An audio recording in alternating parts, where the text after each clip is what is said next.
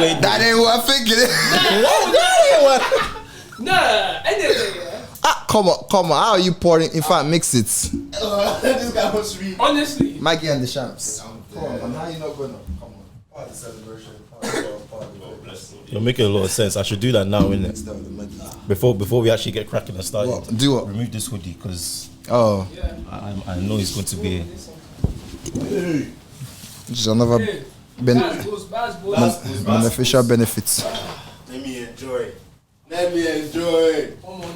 This is my I haven't been here in what, a month? Yeah, because it wasn't in the last episode. Yeah. It was in San Francisco, Jamie. He was living it up, broski. What was now? What was even gonna say with the the question you asked around my answer was depending on whatever whichever you are. That's because of how the algorithms work, innit? Yeah. My question now is that what is the truth though? Honestly, What is the truth? Depending on what day it is, they'll tell you that you're broke if you're sleeping. And then there's only the rich don't sleep, and then they also tell you that the rich sleep. You can afford to sleep apparently, but you can't afford to sleep. So what's the truth? What's the truth? What actually is the truth? Which one is it, guys? I don't even know. I want to be on the right side. So someone give me the right advice, man. I don't know. But Yeah, I like sleep. I feel like everyone needs to sleep, Even God rested. Wait, let me make it up here. I'm gonna show my yash on camera. Yeah. This is bad up. I was living J23 at the podcast, the girl podcast here. Yeah. They done random quizzes, and they were like, one of them was like, how many days did it take God to create the world? And I was just there like, easy, And then I went and pressed 7, and obviously, It's only 6. Look at your head. Look at your head. Read your Bible, pray every day. Look at your heads. and I said, Wrong. I said, wait, what? Man, I was so bad. And then I said, oh. He said, please, I forgot. I was like, of course. I was like, nah, God, I didn't mean that. You know I knew the answer. It was a trick question. It was a trick question. Shit, they had me in the first half. They had me. It's mad, isn't it? Like, I was there for 6 days and It was the 7th difficult. on the 7th. But that is a trick question. That's one of them ones where like everyone knows it's 7 days. Yeah. Like something happened for 7 days, but you wouldn't take out that creation. Yeah. Is like 6 days. Oh, here's another. Like I saw this. You would have seen this on Insta. I think some guy asked what's his name? Is it Young Thug? Be saying none of them names, and I'll say which one it is. Rappers. No, yeah, them man there, Lil Baby. Oh. Some guy. No, them man that kind of- Little something. Yeah, baby little something. dog Yeah, something. yeah. Mother. 8 children, whatever. Oh wow, wow! You have to put down black men like that. Whoa, a nigga can't have 8 children's day. That ain't no problem. Huh? That ain't no problem. Okay, just making sure. No, Yeah, as long as you're good at that. yeah, I'm good. Yeah. Yeah. Cool. Anyhow, before the racist interrupted, little bit. Bro, So I'm on board. gotta make you the anti-black nigga. Oh, that's how this. Everyone has their roles, bro. Everyone has their roles. Everyone has their roles. Everyone has their Everyone's roles. got a part to play. I'm just trying to take the heat off me. Basically, so asked him this quiz question. Said, if basically, your dad, you and your dad and your whole family took a trip on a plane, right? You and your this not you, but the person and their dad took a trip on a plane, right? Everybody dies on that plane due to a plane crash, right? Mm-hmm. And then when you, except for you, Okay. right? And so when they take you to the hospital, the surgeon there is that wait, everyone. Nobody should deal with him. I'm the one that's going to deal with him because he's my son.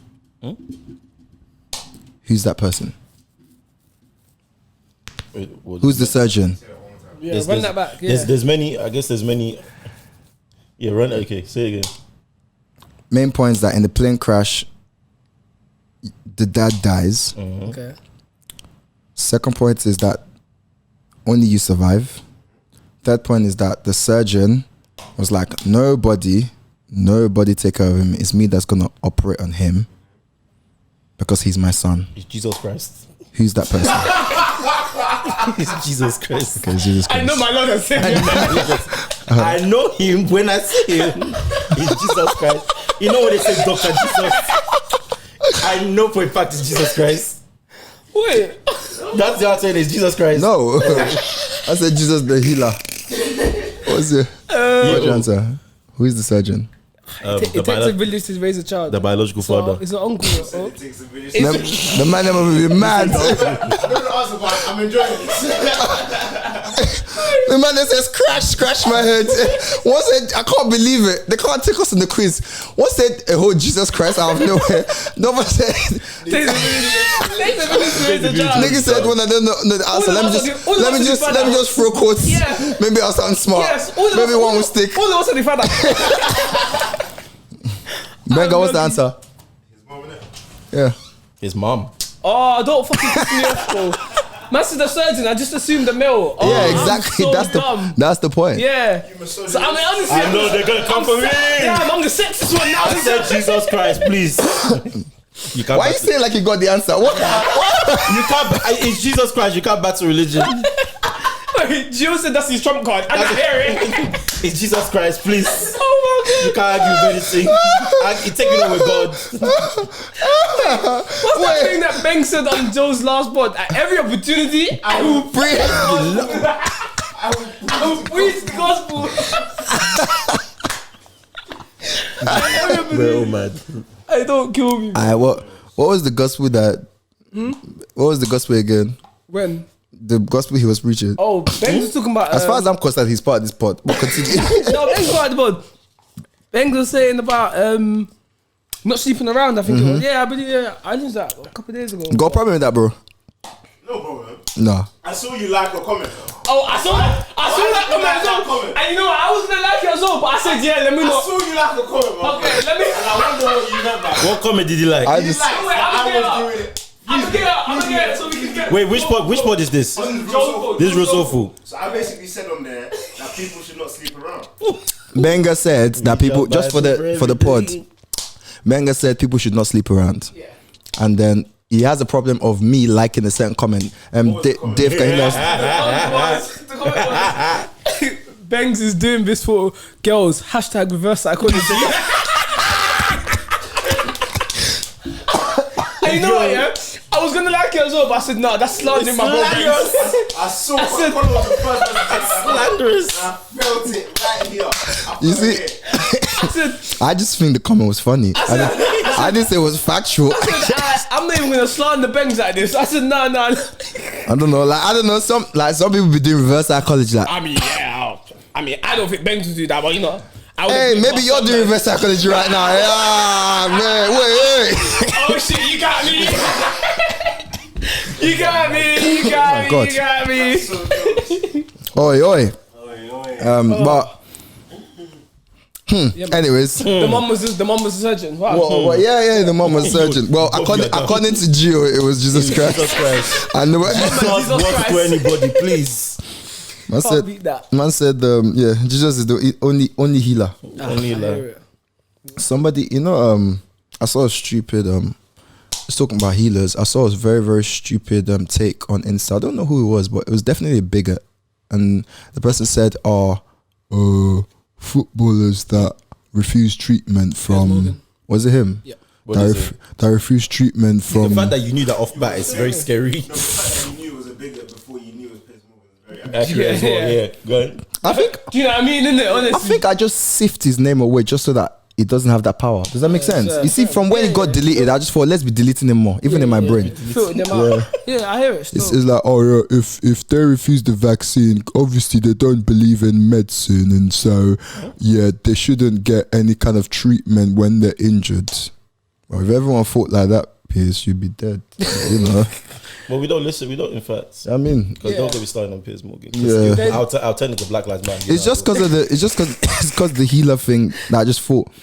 I saw something funny about like doctors today. I was like, I saw something funny about because you know right now vaccines and COVID is obviously hot topic. This country's a mess, isn't it? You know, our government are partying right now. If we're being honest, Boris is currently catching the wine. Shubs in, fam. But man said personal wireless. Did this nigga say just Boris is doing safe skin out of the pool? Boris is currently this guy. Honestly, yeah. Do you know? No, sorry, hold on. Do you know how much of a joke this government? No, it's sorry. Go ahead. It's got a minute, but the way our government's currently a joke. So obviously they've mishandled many situations, yeah. But then and obviously they're a big reason why COVID's such a big mess. And then I saw a funny tweet, yeah. I won't say the person's name because we all know him, but I'll say it off air. In fact, yeah, I've done too much. I was gonna say it and then bleep it, but I've done too much. But I'll say it later. It's Rabbi, yeah. But then this person tweeted, somebody tweeted, yeah, going out when you're COVID positive is so selfish. And then somebody quote tweeted here and said, when you have a cold / the flu, isn't that contagious? If you're going out when you have the cold and the flu, knowing that you can give it to other people, aren't you also very selfish? And people were cooking him in the cold tea. Like, I obviously that cold tea session, they were cooking him. They were like, we'll never make it out this. Do you know what's funny? Yeah. I don't know who this is, but you know what's funny? His logic actually makes sense. It makes sense. It's just however, that's the thing. The logic actually makes sense. But there's no depth into the thought of why the two are so far apart. In life, context is important. Yeah, exactly. The context is so important. Like, he probably thought he really done something. They but I think that's the problem because when I first saw it, before I even read the quote tweets, when I first saw it, I went, okay. He might have a point. And then I went, hold on, wait a minute. Hold on. And then I did some critical thinking. Hold on. And I said, hold on, nah, nigga. One of them has killed millions of thousands, yeah. In a short period, in a short space of time. Like, I understand that COVID is something that we have to live with now. And but it's just worth not spreading stuff like that. Especially, I mean, like, the words, not even just the virus. It's just, especially when it's clearly and obviously an excuse to move mad. Do you know what I mean? Yeah. Whose part? On the person that's tweeting that is in no stuff. If they're trying to like equate it to the flu, it's because they want to move mad. Do you know what I mean? You want to give yourself an excuse I didn't realize we're supposed to speak about that. So to move mad. Because it's like, do you know what I mean? Why would you say why? I don't even necessarily think he do you think he wanted to be revolutionary? To be fair, I think knowing who he is, I don't know who he is, but if I knew who he was, I think it'll probably put better context. But I don't necessarily think, maybe this is the naive me, but I don't necessarily think there was any intent to move mad. I just thought that you're saying that thought it was really smart. That's the cap of his his intellect. I don't know who he is, but I don't. You're killing me. Yo, no, but I get what you're saying. I don't necessarily think there was any malice or like any. I don't think he was thought that far. At least you just think he thought, okay, that's true, but then so this. So why? I think Gio's right because you know what? Just on a slight segue away from this individual, but I think a lot of people when they make points on social media that a lot of people criticize as very stupid. I genuinely think Gio's right. I think sometimes that's just the cap of their intellect. Like they actually might not mean anything by it. I saw a funny tweet the other day, and it was like, I can't even rate you lot on Twitter because you lot are scared to speak your opinion because girls you will never meet aren't gonna like you. And it made me laugh, because I was just like, wait, now he's spitting facts, you know that? So you can imagine when people say stuff that is like deemed outrageous or very bad, like a lot of the time, like they don't even mean it maliciously. Like that. That's just as far as their critical thinking went. They just didn't think further enough to understand. Sometimes that doesn't make everyone an idiot, by the way. He just didn't take the time. Even sometimes I've even deep that there's a lot of people that don't actually take, and obviously you have to credit the way the government has handled this is that some people don't actually think where everything is so inconsistent doesn't make sense. They don't take COVID for what it is. Does that make sense? Yeah. So if you keep that context in what he's saying, especially when you have to remember the large part of the population is actually vaccinated, and we're in a position whereby like it is killing people. No doubt, but it generally is not at the same rate as it was before. Yeah. Like a lot of people have had it and have gone past it. People have developed immunity. So to a certain extent, he's actually not stupid. Like if it's just to a certain extent as well, where it's such an unknown virus, is stupid. And the thing is, I don't want to make it too much about that person, but where I have context of the individual, I would just say like I know they're not a stupid individual. Yeah. But let's just say I didn't even have context of the individual. Just that actual point alone. I don't think it's a completely stupid point. Like, do you know what I'm saying? You can understand. You see the thought process behind it. Yeah, exactly. The thought process wasn't fulfilled all the way. 100. Yeah. It's just that. And another thing is, me and Benga were saying this before you guys came, is that Twitter is censored, isn't it? And like I feel like for real, Twitter is censored. It's censored in the sense that people can't say certain things because people are going to cook them. Okay. So it's censored. So men can't talk because women are gonna. Whoa! I didn't mean to make. We unfiltered, baby. That's not even what I've not been on Twitter in ages. I feel like there's a lot of stupid girls as well that say stupid things, and they're not. It goes both ways. Yeah. They get cooked. I think social media apps are geared towards women now. But yeah, they don't get cooked. Don't they? They don't get. It's easier. If you're a popular girl, it's easier to slide. It's easier to say something stupid as if stupid, and it's slide because you're a woman and you're pretty. I feel like hating men is a personality trait. I know, but before we get carried away, you lot have to remember that niggas can be very, very stupid with what they say. My point is not that niggas are stupid, but niggas can be very, very stupid with what they choose to say. I feel like women, it's not they don't get stupid thoughts. They're not as keen to say it as men. I'm going to give you an example. How many men have you seen that's gone on the podcast? Women have you seen that's gone on the I was ready to talk about this as well. I can't believe those niggas that went on the pod. They were showing their own disgracing men everywhere. I don't have the capacity. I just want to say for men everywhere that speak sense about. I just say for all men everywhere that speak sense, I'm not leaving. I'm never leaving this podcast game. I'm not leaving. Bro, I'm not fucking leaving. This nigga went on camera with like 4 other men going, that's the worst thing. Thank God when I say stuff that Gio does not agree with, he doesn't say, Thank God. Thank God. How many times has he saved me? And he just goes, no. You anti-black nigga. No, bro.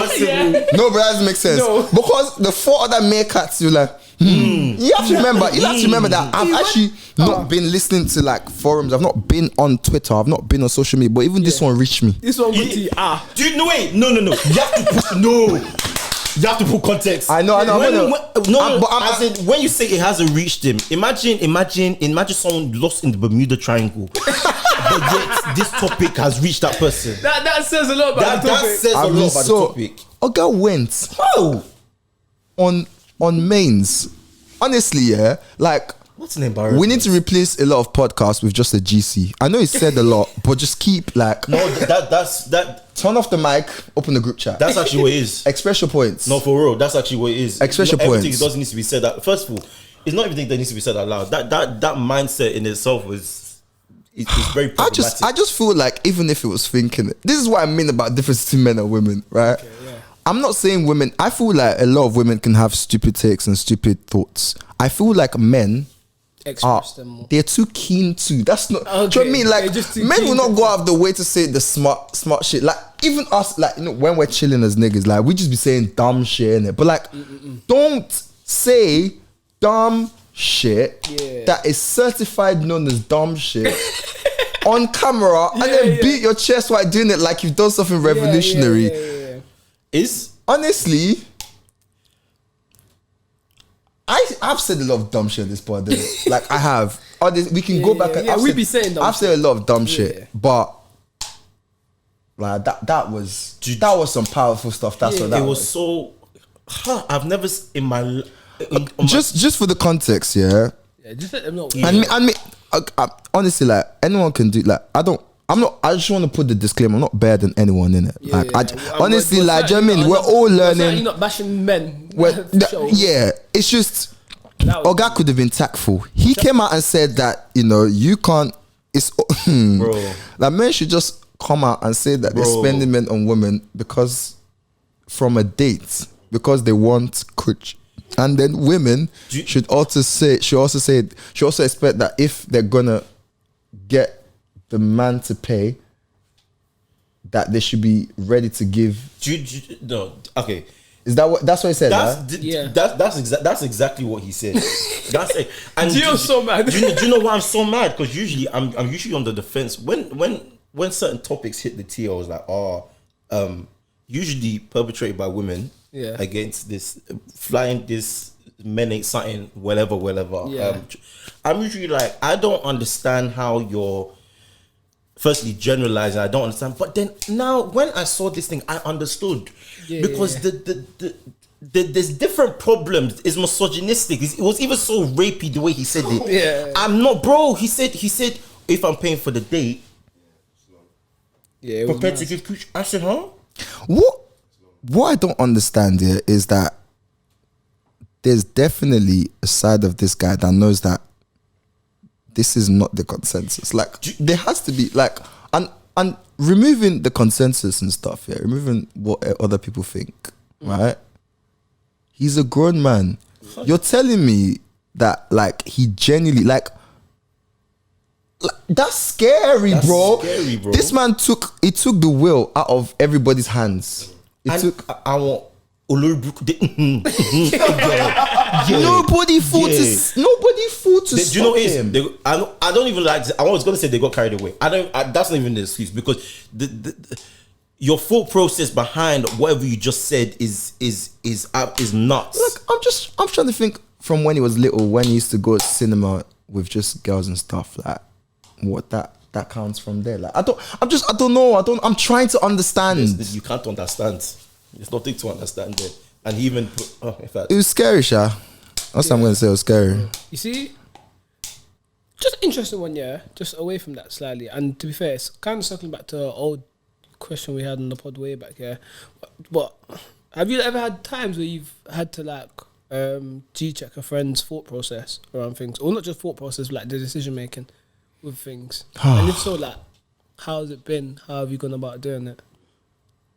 G-checking man. Yeah, because it's an interesting one. Obviously, for that specific instance, like I don't know if they obviously easily could have done it, but I'm just curious because, and to be fair, I didn't watch the full context of that video, and I don't want to go too much on one person because I don't want to be that we're bashing another pod. Sorry, you've already let me do it before you stop me. Abby. Nah. Well, you've done it enough for all of us, but my point was. Whoa. I see what you did there. Everyone's got to play their roles. Oh, wow. But no, generally, just in general, have you ever like had times where you've had to just think, oh no, that's not. That's mad. That's wrong. I'm trying to think. I think so. And for as much as because I'm thinking so hard, I don't know. Do we do enough? Oh yeah, actually, yeah. 100. Yeah, I think so. 100. Yeah. Do you recommend them do it a lot? On one to one. Yeah, because one of the things that you see a lot of women say actually when it comes to like male friendships is the fact that there is it's all surface level. Mm-hmm. I think. Funny enough, I think that's crazy. I heard, but okay, I think that's crazy. But the thing is, you say that because, and I can give this response because I have context knowing of who you are. Yeah. But you say this because the type of individual you are, you're one of those people that has acquaintances. So the male friendships that you have are generally male friendships with a lot of depth. I'm speaking in the general sense. For a woman to say that male friendships is surface level is crazy because you're not a man. Yeah, that's yes and no. Of course, but yes and no. But obviously, you base that you make that judgment based on what you see. Like for example, if I make a comment about female friendships now, obviously, like I'm limited to the fact that I'm not a woman, but I'm still gonna make my comment in it. But what I will say is, I remember I heard an interesting comment. I'm pretty sure it was by Bengs. I just can't remember which pod it was on actually. Yeah, but Bengs made the point. I think it was on Sitting Down with Sisters podcast actually. About male friendships, and one of the things that we spoke about, Bengs, I'm trying to remember the point that you made, but it was actually such a good point. But it was in regards to real friendships and the fact of that there's certain conversations that are easier for us to have, that are probably easier to have with women, that there's certain like emotional depth conversations that women probably find it easier to have in comparison to men. I'm trying to remember the exact point you made, but it was really good the way you articulated it. I just can't remember it off the top of my head. But I know it was on the Sit Down with Sisters pod. But yeah, and to be fair, I think that's the point I'm trying to make, yeah? Because I feel like when you look at all the friendships that you have as males, yeah, and it's hard because I feel like the nature of us three and the relationships that we have, we kind of have very good relationships with our friends that are not surface level. But on the whole, if you're just comparing this 11, our 11 to the women's 11, yeah, football league, yeah, our starting lineup to their starting lineup, yeah. When you look at it, would you say that their relationships have a bit more depth for them? I'm not entirely opposed to that, you know. Honestly, I generally am not. Where they're taught to embrace vulnerability, most definitely it'll be easier to sort of like speak on certain emotions and acknowledge them. Whether they accept them is completely different.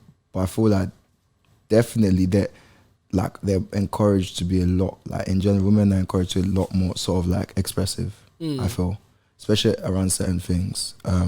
I don't know about like admonishing, so I don't know about actually G-checking, because I feel like sometimes like women in their relationships endure a lot of fuckery in general. From one another? From each other, yeah. But there are certain things that sort of like out of bounds. That there's certain things that I feel like, just as you said, just agree with you that we might not talk about, but they will definitely talk about. Does that make sense? That's to my knowledge, and like I could be, yeah. So then does that feed into make, you can't answer it, so then would that make it easier for them to G-check one another then, in theory? Because just circling back to my general point then of G-checking friends as males. My point is like, because they can talk about more things does not mean that they're better at actually like correcting each other I think that's even being better friends. That's even the stereotype. I think because society is keep going. I like going with this. Because society, women are seen as a more emotional, more vulnerable. So the automatic thinking is female women friendships. There's more depth to them based on that concept of they're more vulnerable and they're more emotional. But that's not necessarily the case with mandem as. So your original question is do mandem G-check each other? Yeah. And do you think it's easier for mandem to G-check each other than women to G-check each other? Mandem are more likely to G-check each other. Well, firstly, it all depends on the level of friendship. Yeah. So how close people are to an individual. Naturally, yeah, 100. But in terms of mandem's easy to G-check each other, especially if you have love for that person, because I don't think there's no malice.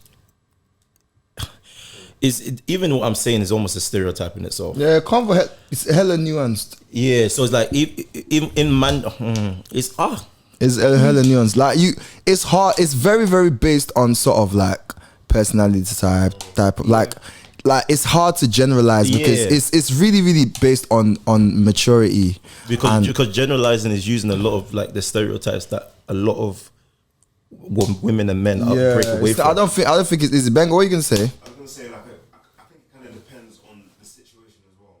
There's a lot of things men are likely to let slide where women aren't likely to let things slide. Yeah. Your guy can do something and you won't assess it as something that you need to assess with him because he's his own individual. Yeah. I feel like another thing with girls is they see their friend's character as a reflection on them. Yeah. They're more likely to bring things up. Do you get what I'm trying to say? Unless something affects. So like, if my boy does something, but it's still separate from who I am, I don't care.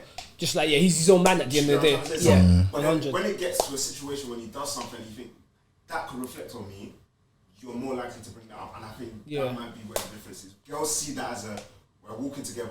The spectrum is wider. Like, she didn't. Like, why are you screwing that girl? I get you. We're all bitchy. So they're gonna G-check that.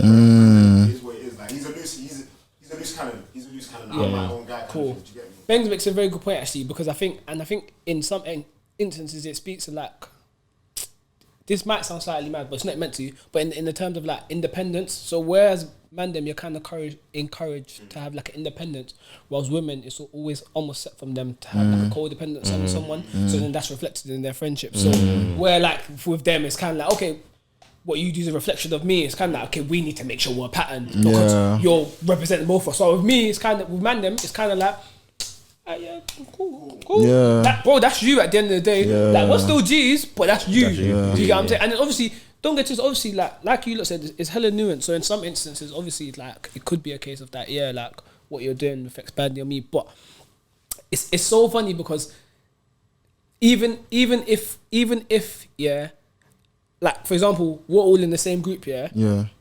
Even if one of you lot do something that I think will affect badly on the group, in the back of my mind, I'm still going, well, that's Collar, that's Gio, and I know that reflects on us as a group. It's usually the case. Yeah, that's the funniest thing about it. Well, that is well. Would you like? Do you know when you say when it's like he said the loose kind of thing? You just think, yeah, he's the dumb one, like he's the mad one. Is the crazy one? Yeah, that's him. Yeah. The point you made about codependency and dependency is very, especially with mandem, dependency on another person seems as weakness, and then that's how you bring like toxic masculinity into it. So even like G checking another brother, that they can go left very quickly. I get what you mean. You need to G check each other more as men, do you reckon? In general, is you can't say, but that's the problem. I don't think you can generalize it. I think that's what the problem is right now. You can't say. I just swung it back again. Yeah. So your question is, do you think we can? Do we need to G check each other more? And the thing is, that, see the G checking thing here. Like I don't. In fact, like see with your close ones. The term, innit? Yeah. Because man don't approach things like that. I don't G check them. Like they'll be, if you're saying something, I'll just be like, do you recognize that what you're saying right now? It's crazy. Yeah, but that's Gio. That's crazy. Or it contradicts what you're into, like what you're trying. Like he's so polite. Can you see the way he's trying to eloquently educate? Because if the man them because Gio, but you know how we are as man them. In general, if that was the way you're feeling, and I say in a certain way to you, I come and say, bro, you're moving mad. Initially, like your reaction, if I especially if I know you, why would I say something, whether it's gonna create the effect or not? Why would I say something that I know that could provoke you instead of me just sending the message? Okay. And honestly, my man them don't do something so mad. They don't usually do things that is so mad that you have to be like, that's crazy. Does that make sense? Okay. So a lot of the time, it's kind of like stuff that's gonna harm them anyway. So it's like, this is what's better for you. But for me, this is only for me. Okay. Yeah. Especially if you know me, you know I'm very dramatic. So if I'm G-checking someone, let's not use the term G-checking. If I'm correcting someone, we already have to have a certain relationship. 100. Now, whether there's few people that I can correct, and even like a few of them, I can correct them, and I know it won't be perceived well, I'm still gonna fucking do it. I'm not gonna lie to you. So there's times and instances where we may be having a conversation, and the man said something that's hovering along the lines of one of the isms or one of the obias or something a bit brazy, and I'm like, you're moving crazy. Pull up. The isms, the obias, something along those lines, and I say, you're moving crazy. But that's just how I would do it. I know what you mean now. They may retaliate, and they may protest against my protest, but I don't care. You're moving crazy. Like it is way. I'm telling you, you're moving crazy. Now, if you choose to take my advice, that's up to you. If you choose not to take my, I heard that. So you're saying the things that you feel strongly about, or like you feel like, I think it's a certain level of injustice. Like you'd bring up, like, do you know what I mean? Because you said isms. Yeah. I won't even say it comfortability, because if I'm like you says, I'm one of the people that says acquaintances. If there's an acquaintance, I want to having a conversation, and again he's hovering along the lines of the isms or the obias. That's how we get into a heat debate, because I'll be like, okay, yeah, now you're moving a bit crazy. I hear that. I think to come back to your question, I agree, but I think we probably do need to, just as a whole generalizing, but I think we probably do need to G-check man them a bit more. Definitely, if I'm being honest. I think nature of relationships is a funny one. If it's just close friendships, like then yeah, pull them up on it where you can. I think if it's just hard assessing dynamics, even though, and this is contradictory. What I'm about to say, I think what I'm about to say is contradictory, and I know it is. G-check and mandem is always a bit harder, I think, in theory, just because of the eluding like prospect of violence. Now, the reason I say this is contradictory is because in your close friendships, there is no like that shouldn't be that. There is no threat of violence, so that's not a problem. I just feel like as men, like so is there.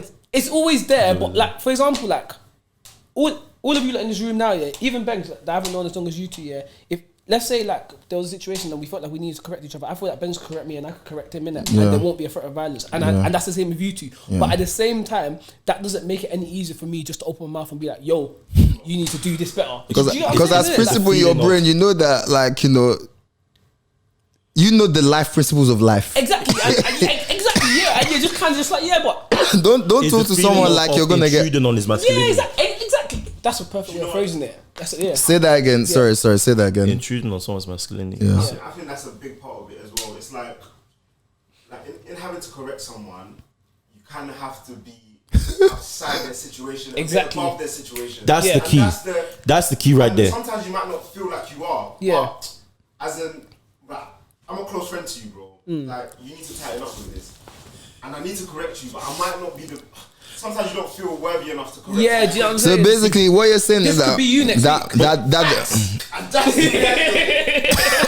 This could be you next week. I don't like the way you just did that. No cap. This could be you next week, bro. But I think a lot of it's based on perception, though. So even like the because that's what I was alluding to as well, but I didn't want to say it because it's based on the male stereotype, intruding on someone's masculinity and having corrected them.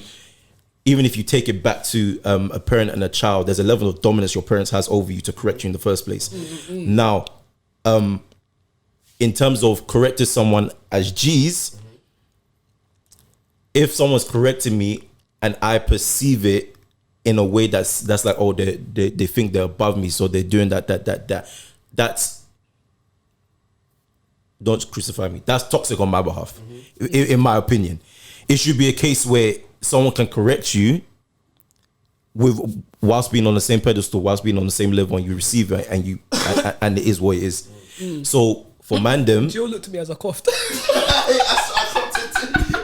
Joe said, "Okay, cool." You went back to your Olivia mad. Joe said, "Look at the road." You took it, bro. Bro's looking at me different. Olivia crazy. That was the first time we coughed as well. That's so. Bro, one cough, bro's looking at me different. Oh my god. I didn't even clock. Listen, Colin's been coughing since, so it's okay. But for mandem, it's Sorry. Sorry. I can't remember what I said. What did I say? Is it the dominance thing, bro? Yeah, you're talking about the dominance thing and the fact of that the toxicness in how somebody corrects you. For mandem,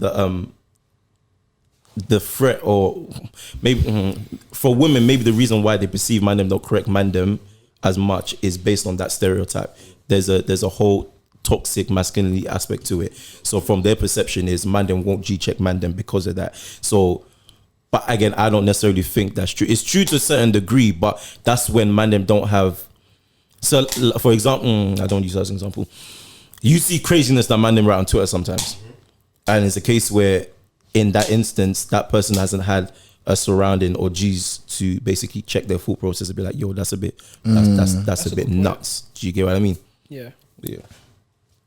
Sorry, I know we're going on the road and this is nice flow, but we're 45 minutes in. We haven't done the intro. So, Kola. Do we still do that?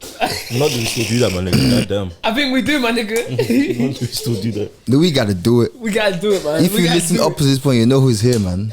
True, you should know, innit? But still, for the culture. Hey, man, for the very last time in 2021. Yeah, come on. I'm gonna give you guys energy in this one. Yeah. What's this? Isn't this a special sign? What'd you say? What isn't this episode special?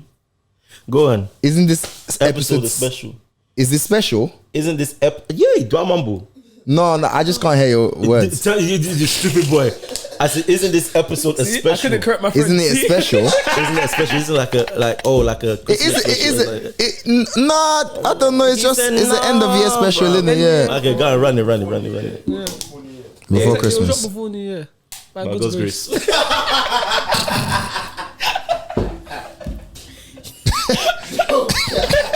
He's a lag barrel. So Nigerian. Alright, for the last time in this year, let's go. Let's go. Yeah. You're now locked into the Unfiltered podcast, a podcast where we talk about life, relationships, and dilemmas. On the pod today, we've got David. and then we've got G.O. and then we go Colin. Let's go. Bangs in the studio as And we well, got come Bangs in the on. studio, live in the flesh in Saltbar Studios, man. I'm so happy to do that pod intro with him, man. I've missed it, man. Oh, we've missed it as well. I missed it. On the job. I missed it.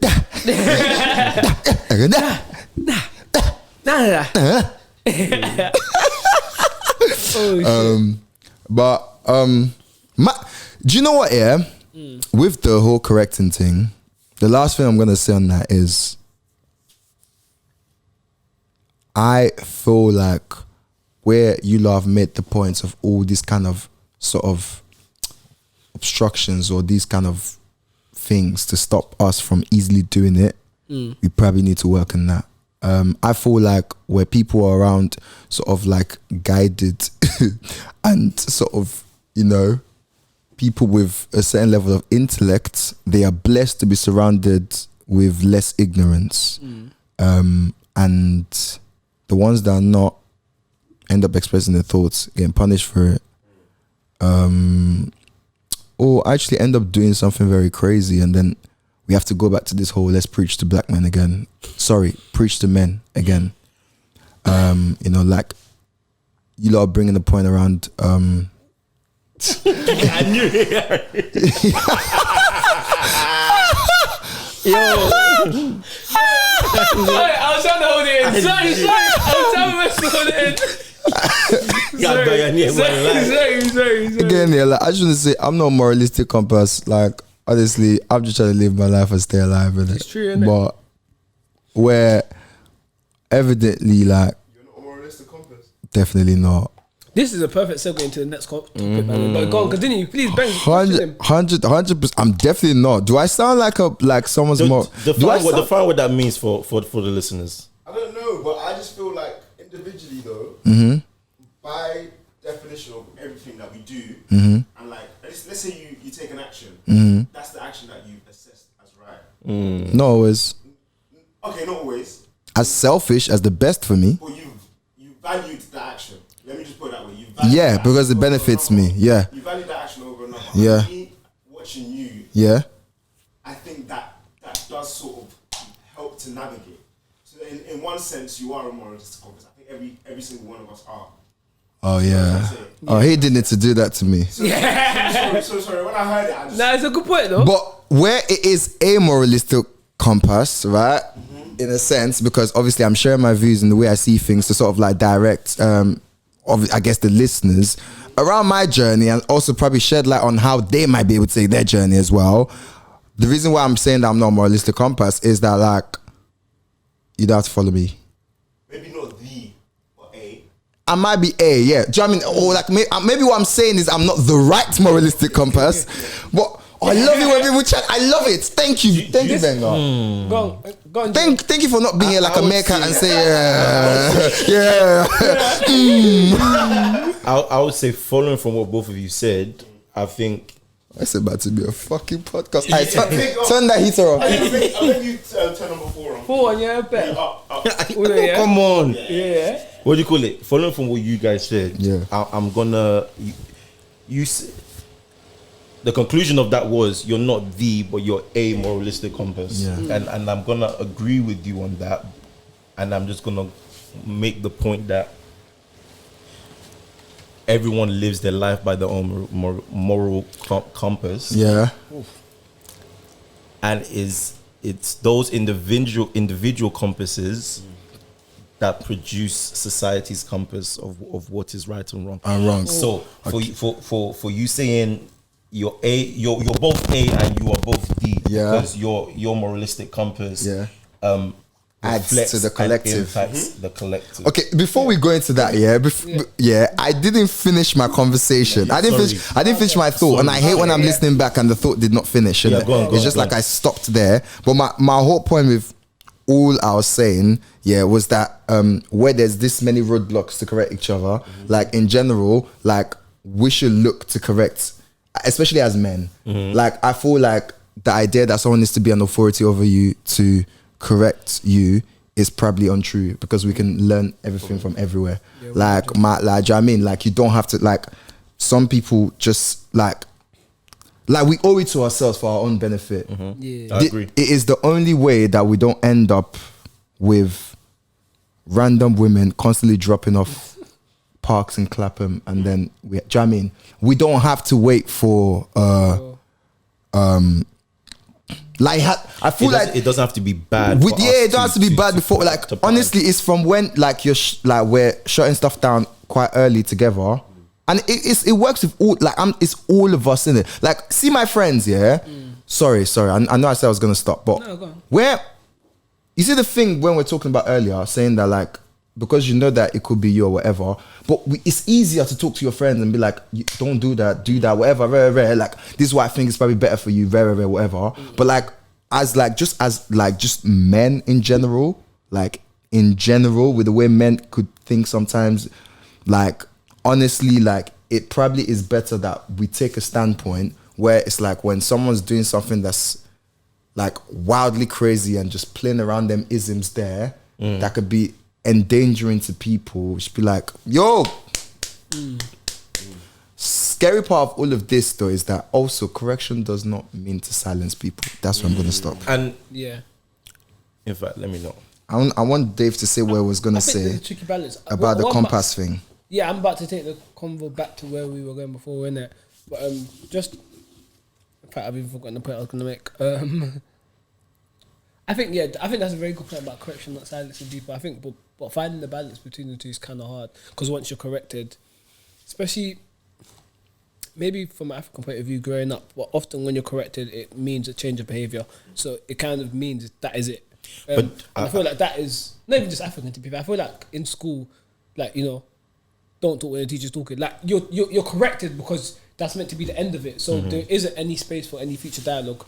Essentially. And it's okay, that's an excellent point that you've brought there, The reason why I've said that is now the people that flog people now, you see, your flogging used to be by teachers. If we bring a forum like I said, like Twitter is now censored. If we bring a forum like Twitter, for instance, where a lot of like conversations and topics happen, and a lot of people actually genuinely take the ideas from there. Let's be honest, we've all learned a two thing from that place as well. More than and stuff like the mode of construct, especially on all social media platforms, is that if you're going to correct someone for doing something wrong, it kind of ends up like you don't give them a reason to have in fact, the whole thing is not dialogue. It's just beating people up. It's what I did earlier when I was like, what was he thinking when he said that? Does that make sense? It's like the general consensus is that we just do that now, right? Sounds kind of hypocritical, but the point is like we never. If every correction follows that mode, like my point is literally what you're trying to say is that dialogue and conversation is important. We're not going to know what's wrong with people if we keep shutting people up and stuff. And honestly, like if you correct someone and silence them, you probably might not have changed their intentions and stuff. So it's important that it's like a two-way thing, and that person kind of finds out what's wrong. So like, and then this all then links to the whole cancelling thing, and that's what I meant by like when correction starts meaning silence, we just end up with this like fake surface. This is what we're all appearing to be, but really and truly we're doing like really crazy things behind. This is what we're gonna like show that we are. But that's the fundamental of Twitter. That's Twitter in its actual essence, and I don't think that's. I was even gonna say, but this is me doing devil's advocate. Not even devil's advocate, but this is me doing. Looking at life realistically, correction doesn't always mean that the person being corrected is going to now follow the path of correction. You can have an opinion and this is not necessary to absolve men of liability of correcting one another. But I'm saying, you can tell a nigga, you are bordering along the lines of the isms and the obias, my bro. And that you could do all that correction stuff. But that doesn't mean that they're now not gonna border along the lines of the isms and the obias. So when it's a case where I see this is what I said. So it kind of, this is full circle. This goes back to when women say man them don't check man them enough. When I see that type of shit, not even just necessarily perpetrated by women. Twitter women, but just people in general, it kind of grinds my gears, because it's kind of like we can only do so. Like you could take the horse to the water, but you can't force the horse to drink. So I can tell my man, and I've done it before. I can tell my man, oh, what you're saying is fatphobic. What you're saying is slut shaming. What you're saying is body shaming, etc., etc. But that doesn't necessarily mean that my man's even going to listen to what the fuck I'm saying. Yes. No, it's true. Do you reckon the conversation is still worth having though? Of course, the conversation. Yeah. Okay, cool. Even if it's like when you're going to evangelize, and people are saying, "Oh, fuck off," or this, that. The conversation is still worth having, because it's a seed. It might just be one person, but it's something. Do you get what I'm saying? Yeah, 100. That was the point I was going to make in it, because and this leads on to a topic I was about to introduce, is that I guess, and to be fair, people on Twitter might not care from this point of view, but I guess for you as an individual, I guess it leads into like your moral compass, in the sense of that you should feel better knowing you've tried, essentially. It's kind of it, innit? And then I'm going to take us away from this, but it still links in to the question I was going to ask you, man. How much does moral play into integrity? A question that got given to us by the Soapbox Boys was it was a quote from Twitter. It said, "I'm absolutely sick of doing the right thing. Is integrity even worth it?" Which I thought was a great question. And it links into obviously what you're saying about moral, being a moral compass, because really and truly I think that plays a big part in, your integrity. I'm going to say one last thing and just give the quote for what integrity is. The quality of being honest and having strong moral principles. When we initially started speaking about this, I'm not sure if anyone's watched this, but there was an episode of Power that came into my head, and there's Power. When if you watch Power, book 2, Tariq's in a what do you call it? Canonical. Canonical. Canonical. I said colonial blood. What does that mean? And then I don't even know what it means, but Means you're smart.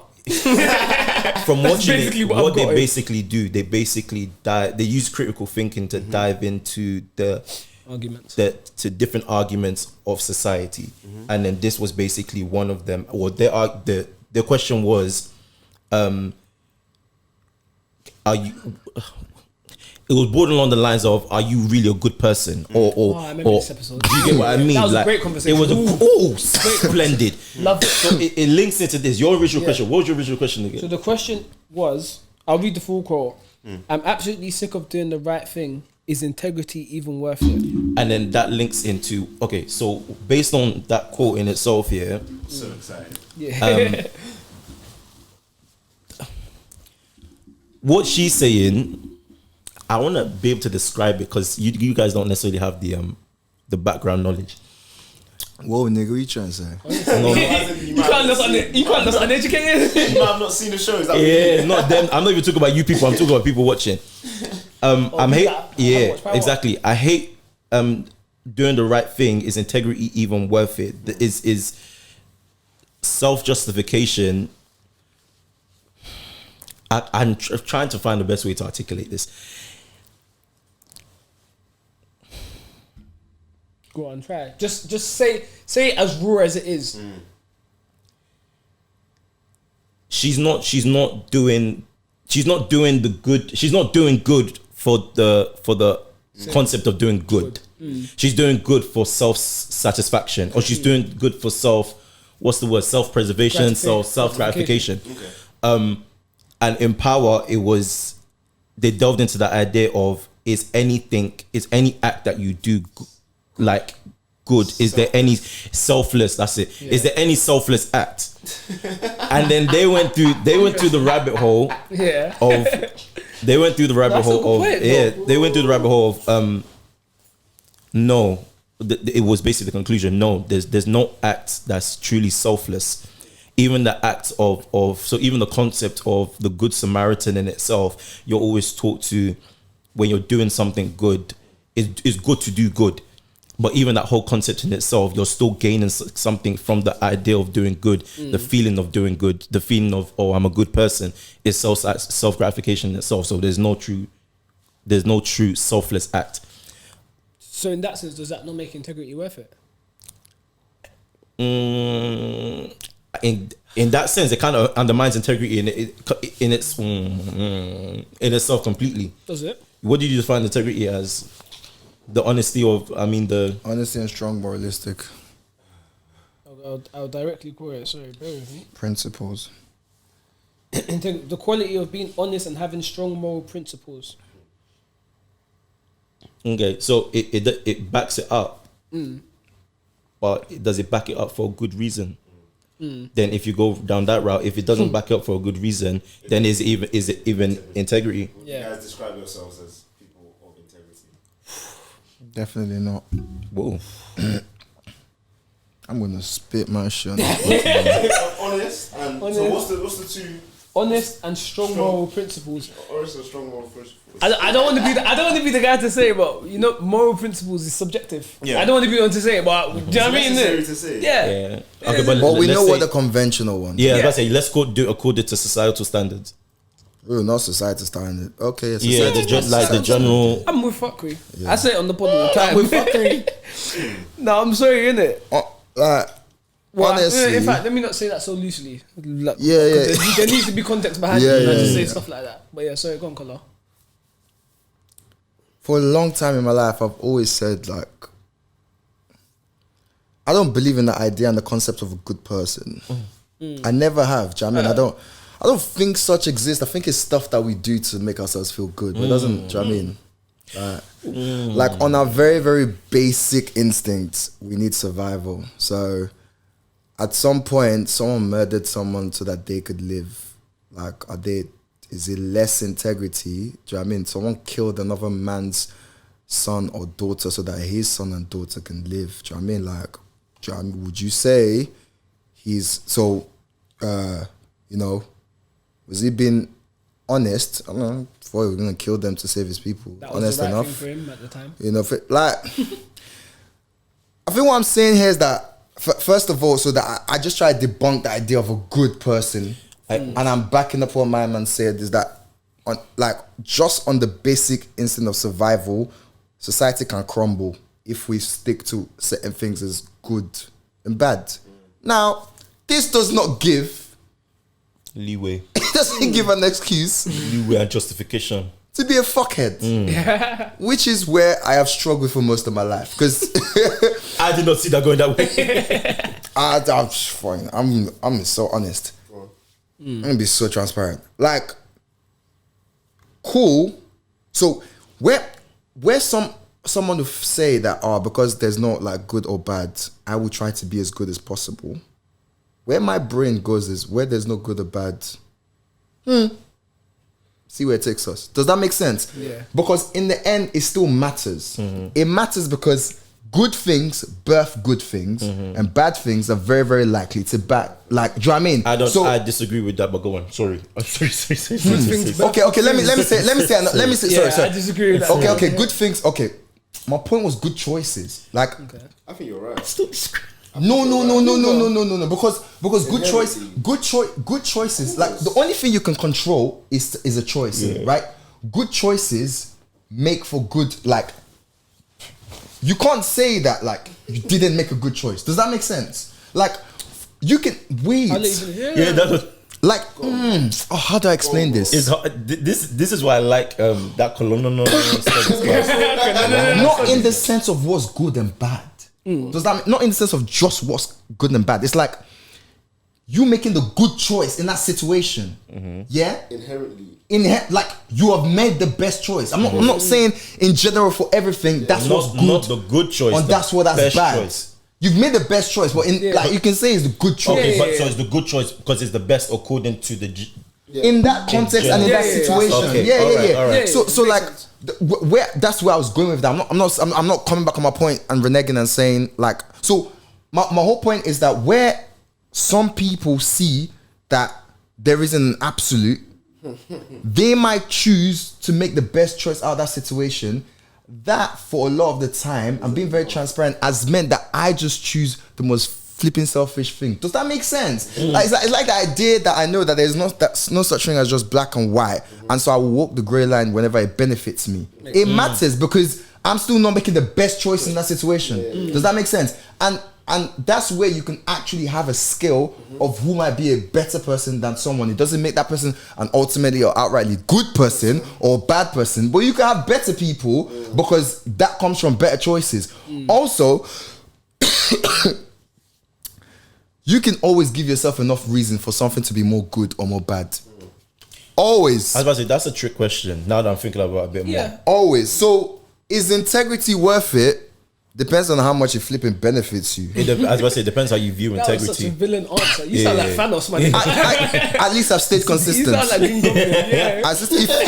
if you give the context of Thanos through the Eternals, he thought it was doing the best thing for everyone. Like, it is like... You're a poet. Oh my God. The crazy thing about the whole idea of... That's why I always say that like cool morality. Like, at the end of the day... You tell me that it's a bad thing to murder. Somebody crosses the line with my family. I will put no fault. I will put a bullet through them, and I won't feel bad. There won't be any guilt. Does that make sense? In a context, if I've taken the life of somebody else and like they come back to me and be like, that person was a father. I've done something bad to a son, but at the end of the day, they could have done something bad to my family. Yeah, so like the moralistic, the justification for you was there type of thing. Do you know what I mean? Like, but then like, I've taken from somebody. It's mad nuanced. It's a like I keep. Can you say I'm darting from both sides? A fucking rabbit because hole. it's not. It is. It's a rabbit hole. But like another thing that is that. We are not God, so we don't have the overall view of everything. So we still have to make the better choices. And those better choices is what makes it that you can scale what's good and bad. Where I wanted to end and land on with this good and bad thing, is that... So you say that last bit again. Said that we're not God, so we don't have the overall view of what the balance of things. So what does that mean for the... My point is that like, where we are limited in how... in how good and bad we can be in general. We are... I don't think you don't... Because we have to be selfish to survive. We are not self-sufficient. So God does not have to depend... The Christian God, in the definition of him, does not have to depend on anyone. So, like the way he's known is that, you know, he's is omniscient. Please say that for me. Omniscient. He's omnipotent. Omnipresent. Like he's self-sufficient, so he doesn't need to take to survive. Okay. Right? So then, like, his selfishness does not need to take from someone. Right? Like, he doesn't need to depend on someone. As long as human beings need to depend on someone, something, and an idea, you can always not be all good. You can be 99% good, but there'll be 1% of you if we looked at the scope of everything that let's even say you could be. Do you know what I mean? Like there's something in you. There's like you can't. So go. Do you know what I mean? Let rally you back to this question. Is being a good person, is integrity worth being a good person? Is integrity worth it? Yeah, so that's the question. Is integrity worth it? So worth being a good person? And I've already said that, you know, like I basically debunked the idea of a good person. I just said that you can be a better person, whatever. So where you can never reach a good person, and even in the greatest of your integrity, based on everything that you've just said, because you were saying no matter how, you were saying the whole thing about, what was the rabbit hole about the good person again? Shit, I lost my thought there. There was a rabbit hole around the good person. Not the one I said. You said something. That basically you can't be intrinsically you can't you can't be selfless about everything. You'd have to sort of like depend on someone. Oh, there's no true selfless act. Yeah. So I feel like that also debunks the whole good person thing, right? As well as my one, right? I So can't agree with that. But yeah. okay, fair enough. Where that good person does not exist, what are you trying to reach? So, your integrity could just be the good for the good of the world, whatever, for betterment, for that better person. Like my point is, where you can't reach this good person. But the way you've but the way you've explained, you've intertwined. Mine was based on this ultimate idea of a good person. Like my point is make good choices so you can be the better person. The idea that you're like you have to be some form of ultimate integrity. Yeah. That like it's not attainable. It's okay if you're attainable. It's not attainable. Yeah. So can I comment on the question that you said about like what's the point kind of thing in it? So when I first saw this, I first saw that tweet in 2020. And it came back to me. That's when I sent it to you. But when I saw the tweet, this is the thing I tweeted in response to it. I said, the thing is, we will continue to choose the burnout from doing the right thing because the long-term consequences of doing the wrong thing are worse. Do you get what I'm trying to say? Yeah. So in regards to the question of integrity, it's not really essentially I'm trying to be a good person. My doing the right thing is still selfish. Yeah. I'm trying to survive. I'm trying to be the best version of myself to attain certain things to be the. Do you get what I'm trying to say? Yeah. Because I realized that I made this decision. It was bad, and this was the consequences from it. Yeah. It's long for me. Yeah. It's long for me. Like I don't really care about what it looks like to you. It's long for me. You know what I'm trying to say? Yeah. So I'm not gonna choose the right thing, even though it might be difficult, even though it might not be the easiest thing to do at this right time. But just long term, like. I'll choose the burnout of doing the right thing because otherwise, man's just gonna be in a ditch, bro. But then that doesn't make you integrity can be self. That doesn't make you a good person. That doesn't make you a good person. That just means that you've just your choices, your selfish choices, have just put you on the right side. The one thing I will say, sorry, the one thing I will say is the idea that I think we're making it seem like you have to be. We're having the basis right now that being selfish is a negative act when we all know that it's not always. It's not always. Do you know what I'm saying? Like being selfish, choosing yourself is not inherently a bad thing. Or bad. Exactly, it's not a bad thing. That doesn't take away from you being a good person. It's kind of the point that I was trying to get at, and that's why I wanted to report to you. And obviously you made what you said. Okay. But my point is that it's because I made it an absolute that if you could be selfish, you can't reach it because we have to be selfish. Where you cannot be selfless, you can't reach this absolute of a good person. Does that make sense? I think we need to lose the idea of good. Yeah. I think we need to lose the idea of a person being good. Like, I think even in the Bible, like someone approached Jesus as our good teacher. He said, "There's no one good but the Father." Like that's what he said, and that's Jesus, isn't it? Like from a Christian perspective, yeah. So like if that's our example of just he's a good guy. He's a good guy, and he's basically said, "Listen, bro, there's nobody good. Do you get what I'm trying to inherently in ourselves? Like there's." I don't think we can achieve that. So I don't even think it's something that we need to attain. I don't necessarily think being someone that has integrity necessarily links to being a good person. I don't even think it's something that we should ascribe to human beings. You think so? I don't necessarily think integrity equates to being a good person. I don't think it's something that we can describe a human being as. We're too multifaceted. From the definition of what you've explained, integrity is the honesty and what's the other something? Moral principles. But then again, though, we do live by certain moral principles, don't we? Yeah. But at the same time, we have to consider is the point and the angle that Colin made. If somebody does you wrong, your morals go that. So I need to right that wrong. So do you know what I mean? So it depends what moral compass we're living by. Are we living subjective compasses, or we're living in societal's idea of and who's informing the moral compass? Your moral compasses are a byproduct of your environment. Exactly. 9 times out of 10, the people that do road and do madnesses, they live by a moral code. Their moral code are because of the fact that you touch my brethren, so I gotta get you worse. And you try to reason to them the fact that this is badness from a societal point of view. In their head, what they're doing is right. Like, do you know what I'm saying? Your moral compass is completely informed by. I don't agree with that one. I take that back. You don't think so? I think if you said from a societal point of view what you're doing is wrong, I wouldn't necessarily think they'll say it's right. I think they'll just argue that it's justifiable. And that's the main difference. I hear that. I hear that to a degree. I hear that. But you have to even.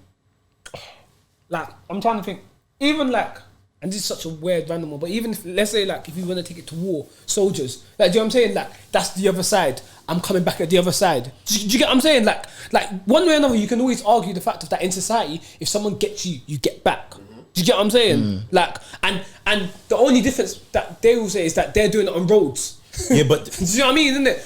I don't even want to make this too much of a segue about the man that on roads. Like, my whole point is that your moral compass is highly influenced by like your society, by your environment. To give my own opinion on it, I feel like integrity is worth it. And you know, Ben's kind of answered the question in kind of answer what I was going to say. I feel like integrity is worth it because of the fact of that. I think, and it links into selfishness as well, yeah.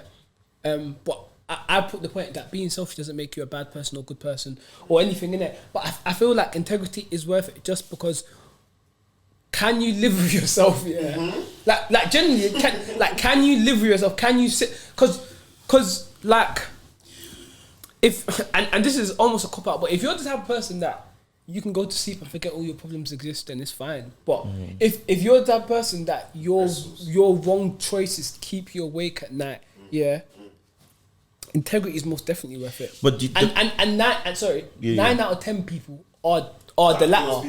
Do you know what I'm saying? 9 out of 10. The 1 out of 10. Sorry, I'll let you go now. The 1 out of 10 that can go to sleep without thinking about their choices. I'm generalizing here. Those are probably the worst people around, bro. Do you get what I'm saying? I'm generalizing, by the way, but I'm just putting that out there. That's what I reckon. My problem with that question in itself, is the integrity part of it. Because even from the back and forth that we've just had, we understood integrity to be honesty and following a moral principle. Now, the problem is when you now get to moral principle. Honesty is fine. There's the lie and there's the truth. Is not really like a. There's not really a. I can. I was just about to say, even then, but continue. Let's not. We can't challenge everything. This is not following the thread. There's a lie and there's the truth. There can be variations to the truth, but. Okay, sorry. We'll go to that thread. But then now go into, so there's two elements to integrity. The honesty part and then the moral compass part. Now the problem that I have with the moral compass is that we've understood there to be a societal moral compass. That's fine, but a lot of the time, what we live by is individual moral compass. And even though they may have overlap, we're still it's very subjective to each individual. So with that being said, it low-key, and I take this with a pinch of salt, it low-key kind of undermines the whole concept of integrity in the first place. Because in integrity in whose eyes?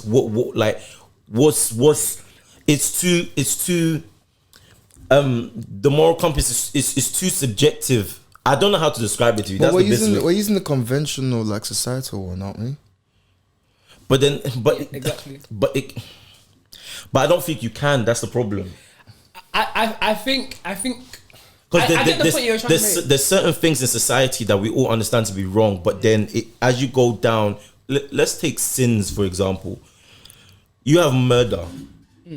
Obviously, everyone understands murder to be wrong in the general sense, but that's like a big one. But if you go down to the nitty gritty.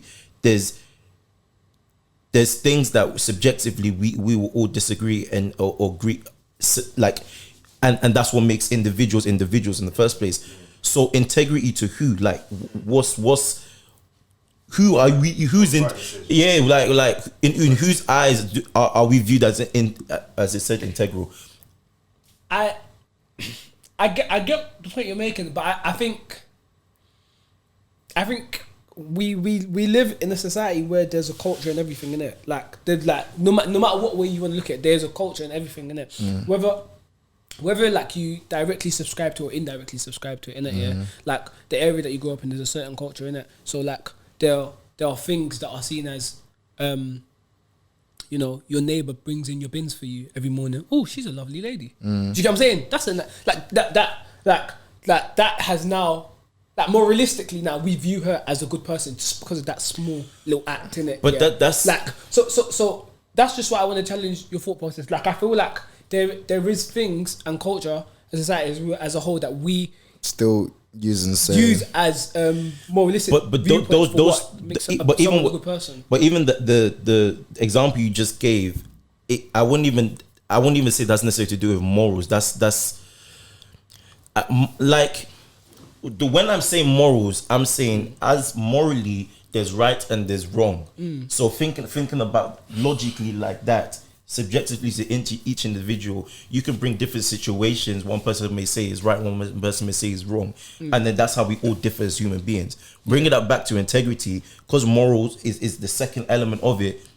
If the morals is subjective in itself, then integrity by default has to be subjective. I'm not questioning what you're saying, but we're doing stuff based on the things that everybody agrees and disagrees on. Because if we go down there, we ain't going up tonight, mate.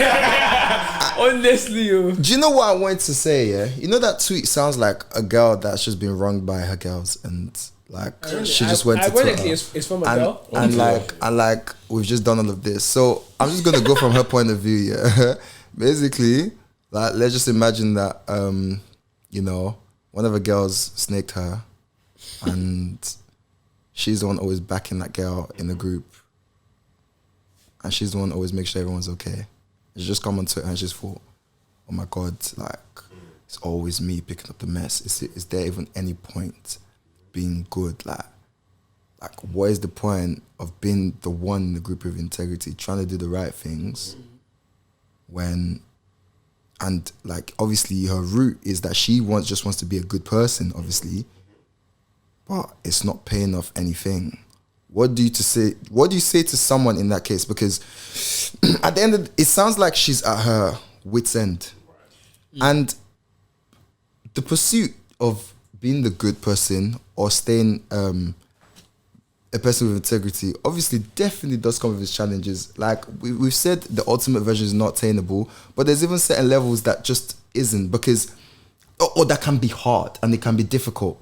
What do you say to someone in that kind of situation? Do you say, dash your friends? Do you say, let mad things run? Do you say, stop being this person that is the good person? What do you say to that? Do you know what I mean? When you're just looking at a surface level, when it comes to just human relationships and stuff, what kind of advice do you actually give to someone that seems to be the always, like, you know, the one with moral standing, and they're fatigued? They don't feel like they can give more. And what's the healthy thing for? And you know, like, even what we call healthy these days are very, very disjointed, weird little, just, you know, break everything into pieces and pick what's for yourself. But like, you know, there's some people where the most selfish actions, when you tell them to take the most selfish path, that takes out of them. Some people's, they're their best as when they're the one giving and they're putting things together. So if you say, oh no, break away from your friendship group, leave them, that's like, no, I can't do that, hurts. That's what makes me happy is like us, What do you say to that? I think it's difficult as well, because I think one of the things that I learned maybe at about 2021, late or young for some people, but I learned that bad guys, quote unquote, or bad people win. like in real life. Like, do you know what I mean? Like you know, you kind of grow up and you, sorry.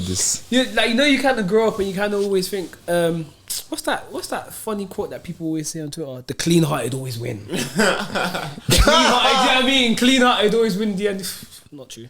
Depends what we call winning, but continue. Yeah, exactly. I'll say so interesting. But I understand the idea that you're trying to point here. I just mean like, I think that's even yes or no?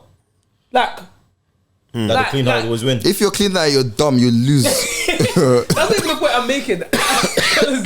I'm saying, don't get me wrong, I'm not trying to take away from the point that the clean-hearted always win. I was more so trying to add to the fact that you don't have to be clean-hearted to win. Okay. Unfortunately, that's not me encouraging badness though. Right. I'm just saying that I learned, it's not linear. exactly. Oh my God, yeah. It's not, and I used to think that, and this is the integrity thing. I used to think that because I've made a lot of bad decisions, stupid mistakes, and I used to just think that if I'm just a better person, It will work then out.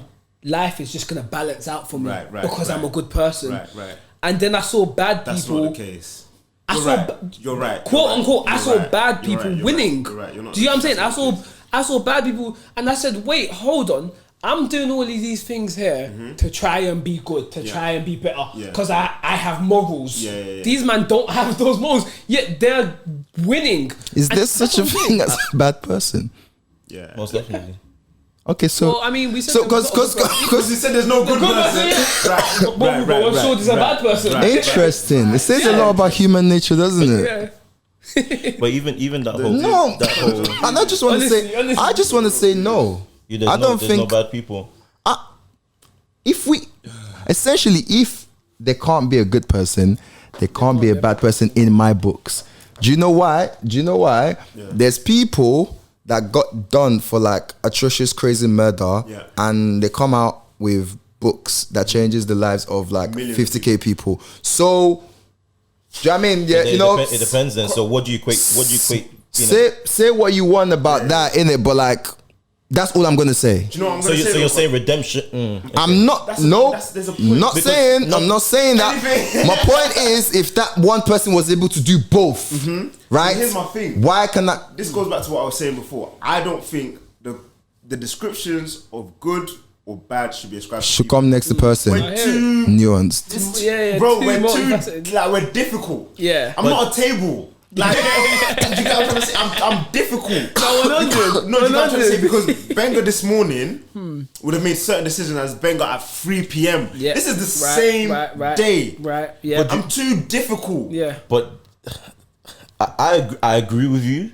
But let even link it back to his point. Yeah. It's a necessary illusion. Is what I'm going to call it. The whole concept of good and evil is a necessary illusion. You're He's spitting. spitting. You're spitting. This nigga preaching. This nigga being reading books. Even with Necessary illusion. This is unbuilt chronological studies, baby. chronological studies. Chronological studies. Even what you call it with your point, your whole idea is That's crazy. good people. Good people get good. What was your initial point? My point was that it's not linear. You don't always have to. If you're good, you don't always win because bad people win. Good people win. The whole narrative of when you're young, you're always taught, and if this is in relation to religion, society, everything, you're always taught good people win, or the good guy wins from clean-hearted wins. Everything to do with good wins is to promote the idea of doing a good act. Yeah. So because you want a better society, so it's understandable. because you want a better society, and it works because as humans we're so self-serving that if the concept of if you do good shit is gonna happen to you, then it's gonna marry up. However, what was your What's that? What was my what? I can't remember what I'm saying. Where did we start? I was saying the thing about winning.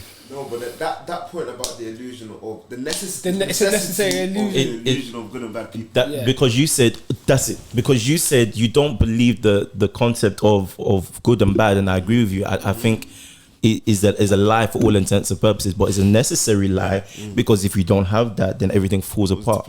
Yeah. So everything from religion to society. Right. So it's like an unattainable goal, but we need that. You target need the there exactly. because people need to try and attain it. It's unattainable, but at least keep some form of structure and And let's not forget that like the things that we attribute and ascribe to sort of like good and bad.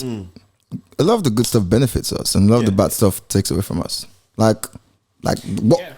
Do you know the funny thing about what we've decided is good? And, like we universally, as a culture, as a race, decided these things. Yeah. Do you get what I'm trying to say? Like, cool. There's religion and stuff, but this is like a decision, like a co-decision that we amongst human beings. Yeah, but this is what leads to good things. So you're saying it could change tomorrow? Do you get what I'm saying? It could. okay, so no, the ultimate like some things can change, but Some things are.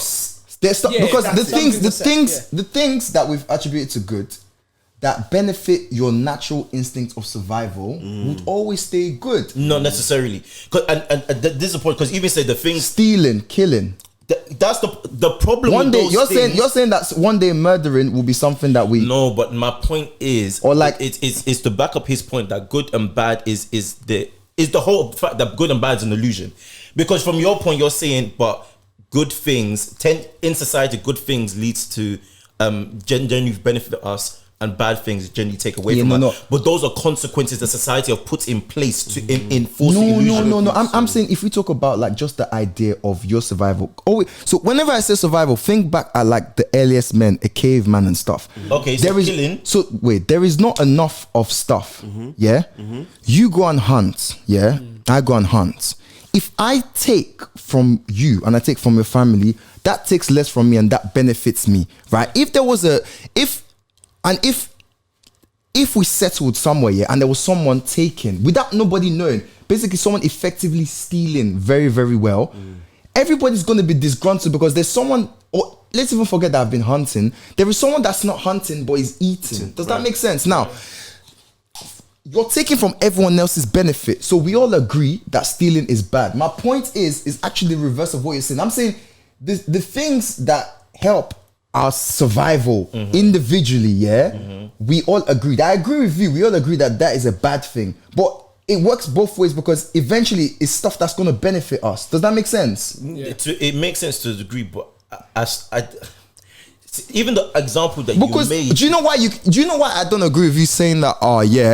Is we created it and that's why it is? Because on no level is somebody murdering my family in any way ever going to be a good thing. So to me, yeah, but it's not. That's what I'm saying. But it's subjective to you. That's not a good thing to you. That's bad. But to the person that's done that, what is societally is deemed as a bad thing, it has benefited them. No, but we collectively. But we're not doing the collective. No, we outlawed murdering so that it's not something that's just rampant. Does that make sense? Yeah, because it benefits each one of us to have family to survive with. We all outlawed stealing because we don't want the lazy. We want to be able to punish the lazy fool that takes from us. Does that make sense? It makes sense. And but that backs up the point that Ben's made earlier about the fact of that.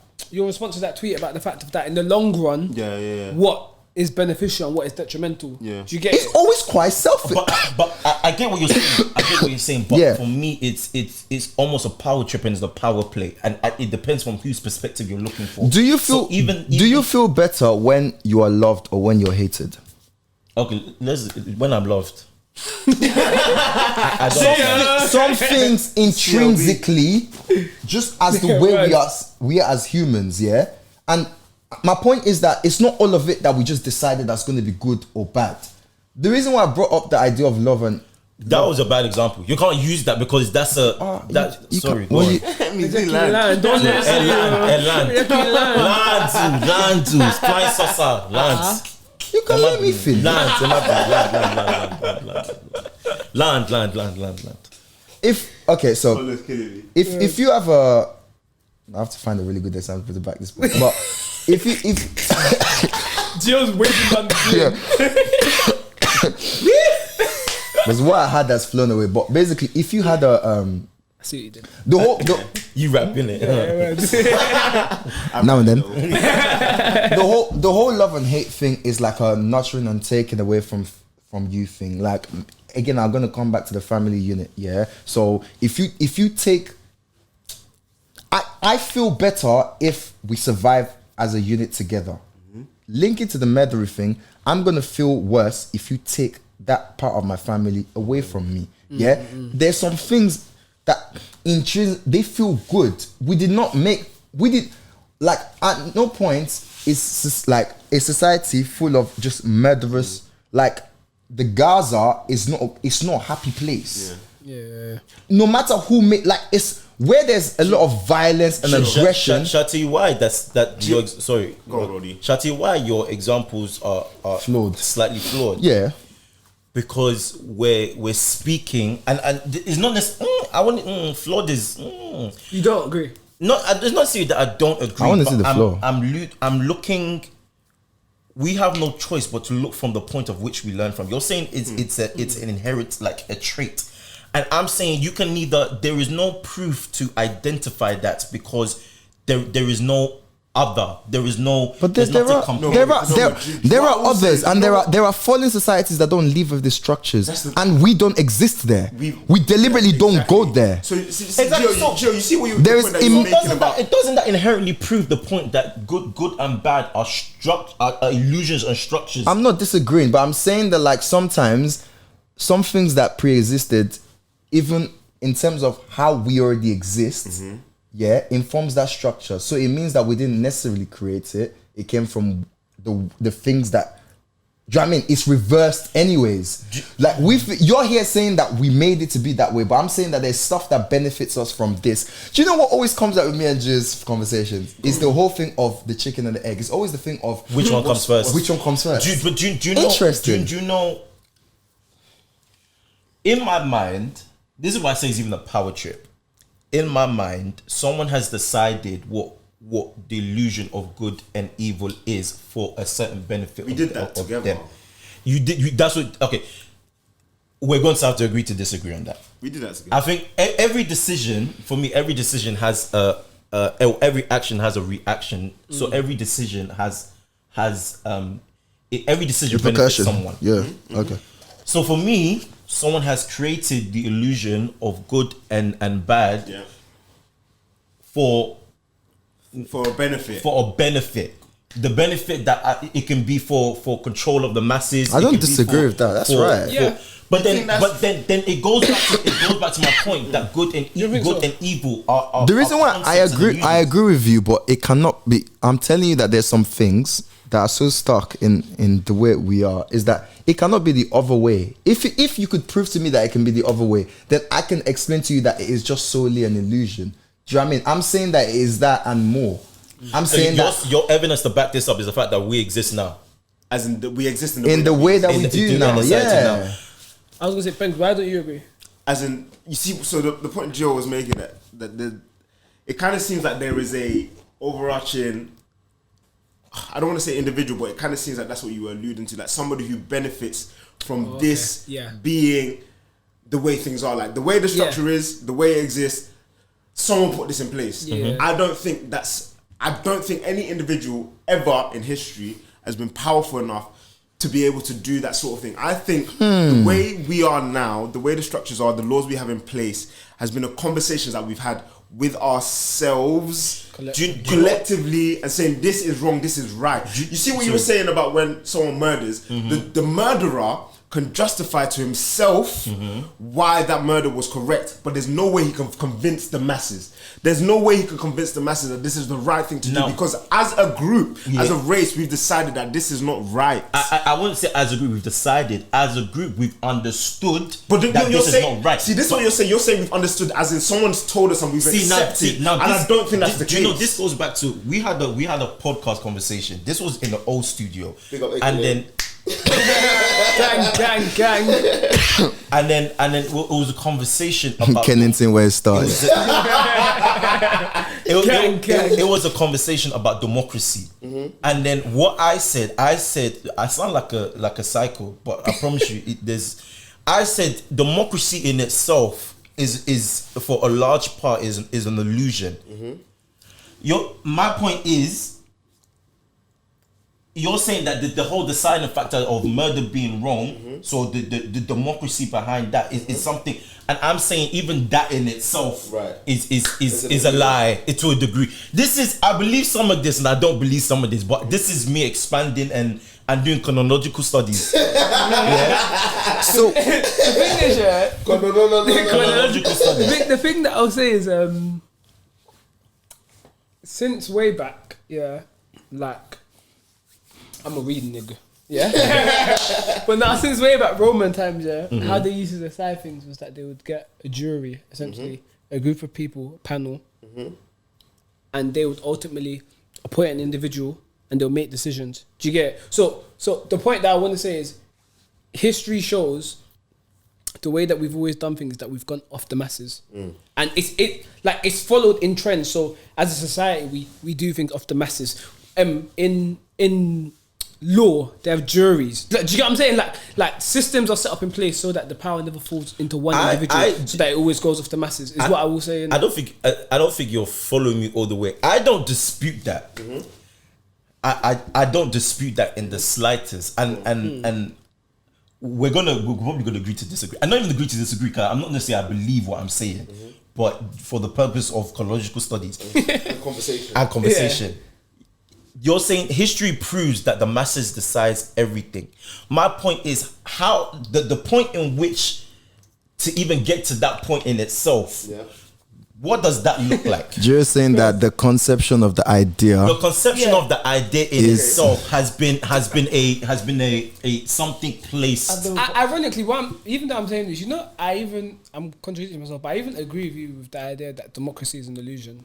That's the funny thing about all that I'm saying. That one, I think that we all agree. Yeah. As in the way it plays out today. Most in the way it plays out today. Yeah, especially in this country. You see your question about like how did that look like, that sort of mass conversation. It's not gonna be. I don't think, bro. Like the human race, whether you look at it from a Christian age perspective or a prehistoric or whatever you like, we've been going for so long. Yeah. Do you get what I'm trying to say? What survives is what's right. Do you get what I'm trying? That's the way I look at it. What survives is what's right. We do things and we say that works and that's what continues. Do you get what I'm trying to say? Like, it's just human nature. Or what is most true. Or true or beneficial to us. For the purpose of survival. Survival and survival of us though. Survival of us. But even do you get what I'm trying to say, Gio? My again, I don't necessarily believe what I'm saying, but I'm saying I agree with you. But I'm saying even that in itself is a the conception of that is my thing is nothing is right, nothing is wrong, nothing exists, everything is this is the we're in the matrix. We're just floating. We're in the matrix. We're just existing. We are doing existing and vibes. Do you know? I want us to go into one more. Joe, that is very amazing. Doing existing and vibes. So that's why. I want to go deeper in what you're saying, but I'm not gonna. That's not completely wrong. That's why a lot of people, including myself, turn to things like a religion for a structure. For a structure, something outside of ourselves. Exactly, because you get certain questions. Like maybe I'm just mad in it, but you get certain questions, and I've learned as I've grown older that what's the word? Oblivion? Not oblivion. What's chronological? Ignorance is bliss. 100%. Because you go down the lines of okay. And before that was deemed as an insult. But when you get older, sometimes you realize... No, please, let me be ignorant. Because when you ask too many questions... You know too many you your brain can't even comprehend the knowledge to know. The knowledge stands as a judge stop. for you. Yeah. Even something like... So even from this conversation that we had, the conception of that. When I now found out the conception of that, where was the conception of that? Even going to... God. So for you, Gio, how do you sleep at night? What's up, bro? How far can this go? It doesn't. Wait, have you seen that thing? Somebody was opening the door. It doesn't. It literally doesn't stop. Yeah, you're right. Yeah. And that's why you need something like a faith. Yeah, but you know, Gio, you've gone full circle because you've asked where the conception began, and then I've gone to God. And I just want to remind you. So weird little therapeutic question for you. I'm just gonna say, because we're gonna be on this all day, and I want us to still touch one more topic. I'm gonna bring us full circle, and I just want everyone to do their last closing statements of chronological studies. Fair enough. Of chronological studies. Is integrity worth it, Collar? Definitely, yeah. The honesty is my biggest lesson in this year. Definitely. Is integrity just worth it? Integrity. I feel like a good person is not achievable is, as GBENGA said, we're not tables that you can describe as just good or bad. Integrity is worth it for your benefit, for the benefit of people around you, for society at large. And after everyone answers this, can we please answer the girl? Like, should she leave her babes or not? Continue. Okay, cool. What was the Sorry. She should continue. Hold on. Being the doormat. We'll get there. Oh. Gio, is integrity worth it?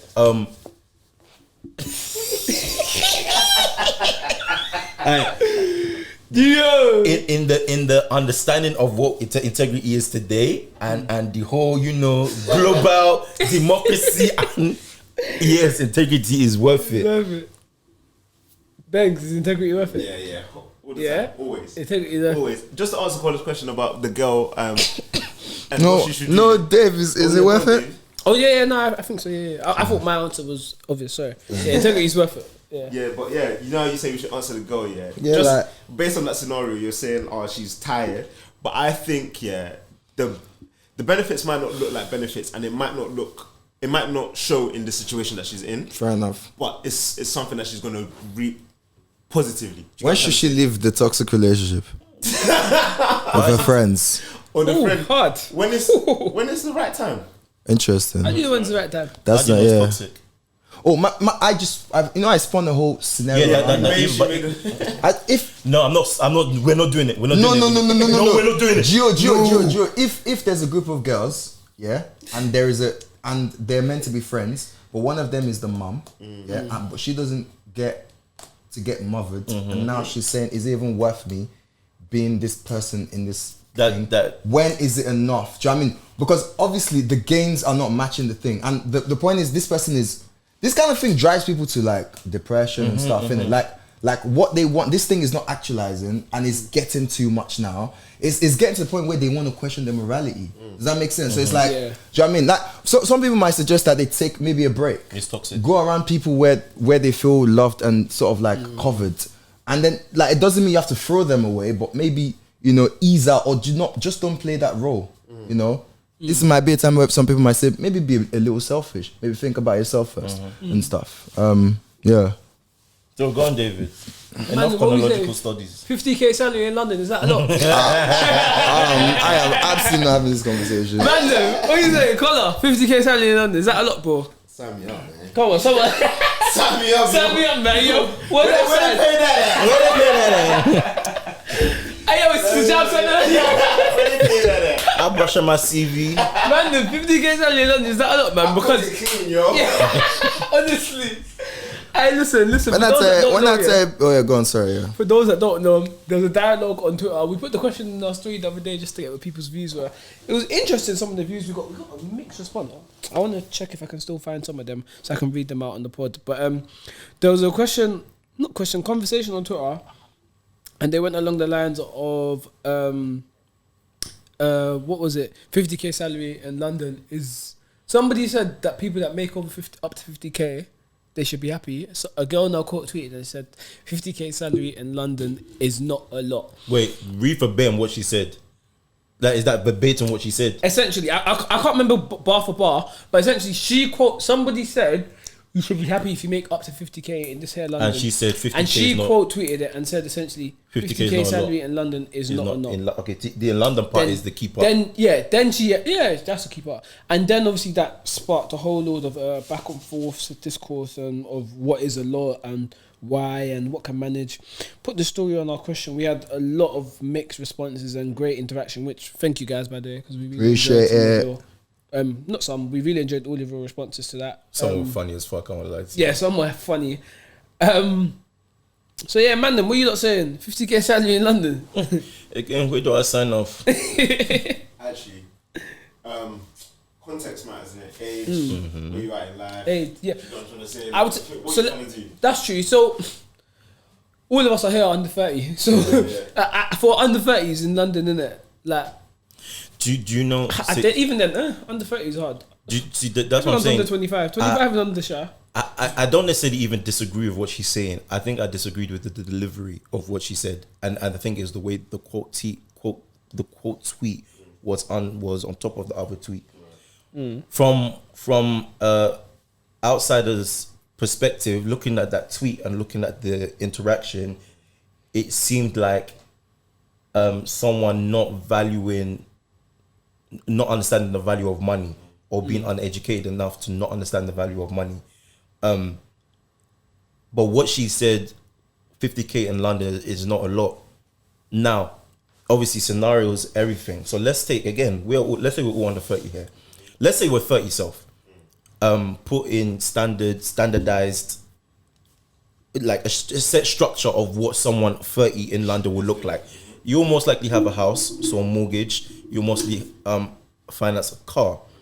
You'll pay taxes, obviously, and you'll pay student loans, etc., etc. When you take all that shit out, with whatever you're left with, you're left with a very small sum. I can even wipe out the salary calculator, but you're left with a very small sum. In the GC. Oh, you dropped the GC. I got up here now. Well, 50k, yeah. 50k. Yeah. So, do you want me to say it?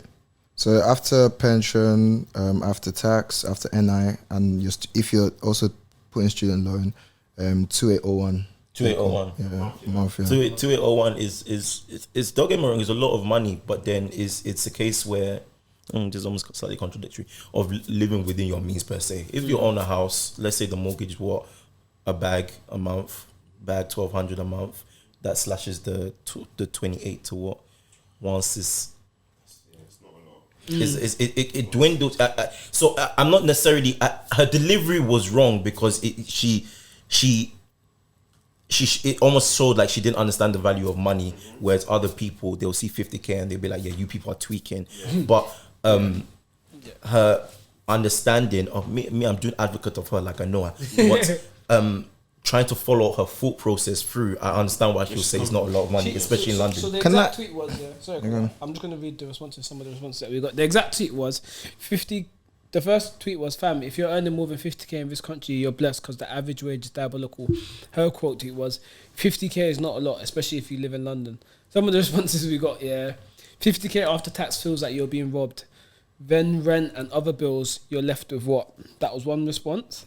Another response was, I think this is subjective, however, 50k isn't a lot, especially with inflation at the moment. Okay. Another response, really 50k is just scraping what a comfortable life could be. Another girl said, Benny, for me 50k. 50k.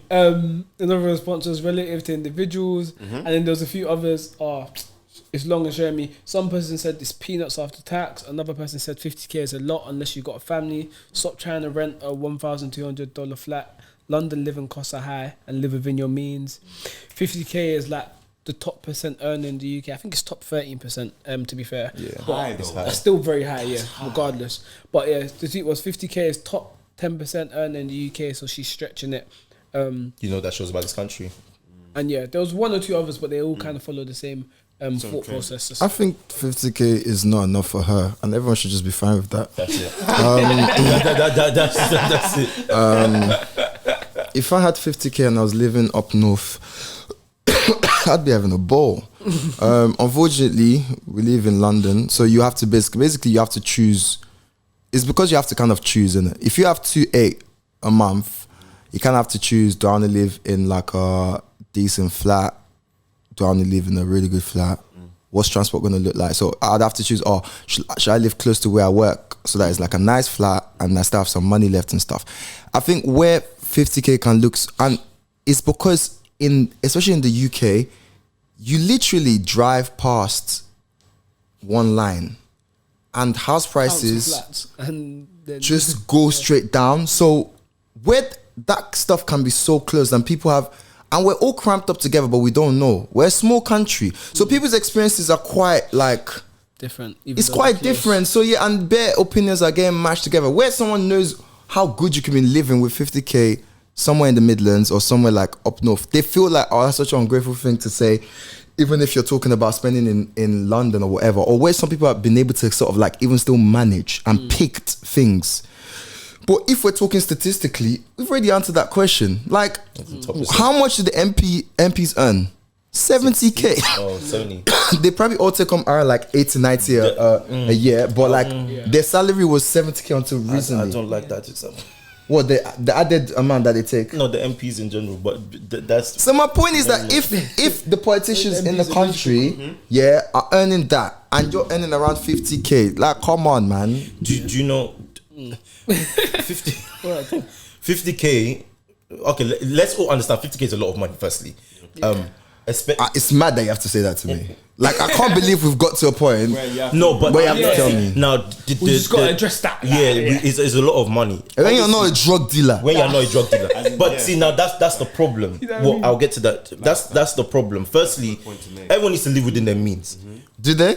That's the problem. No, start credit debt if you want. It's your problem. Like, why is everyone taking Panadol for other people's pills? No, it's your problem. I don't want peace. But looking at the question, looking at the situation, a lot of the time when people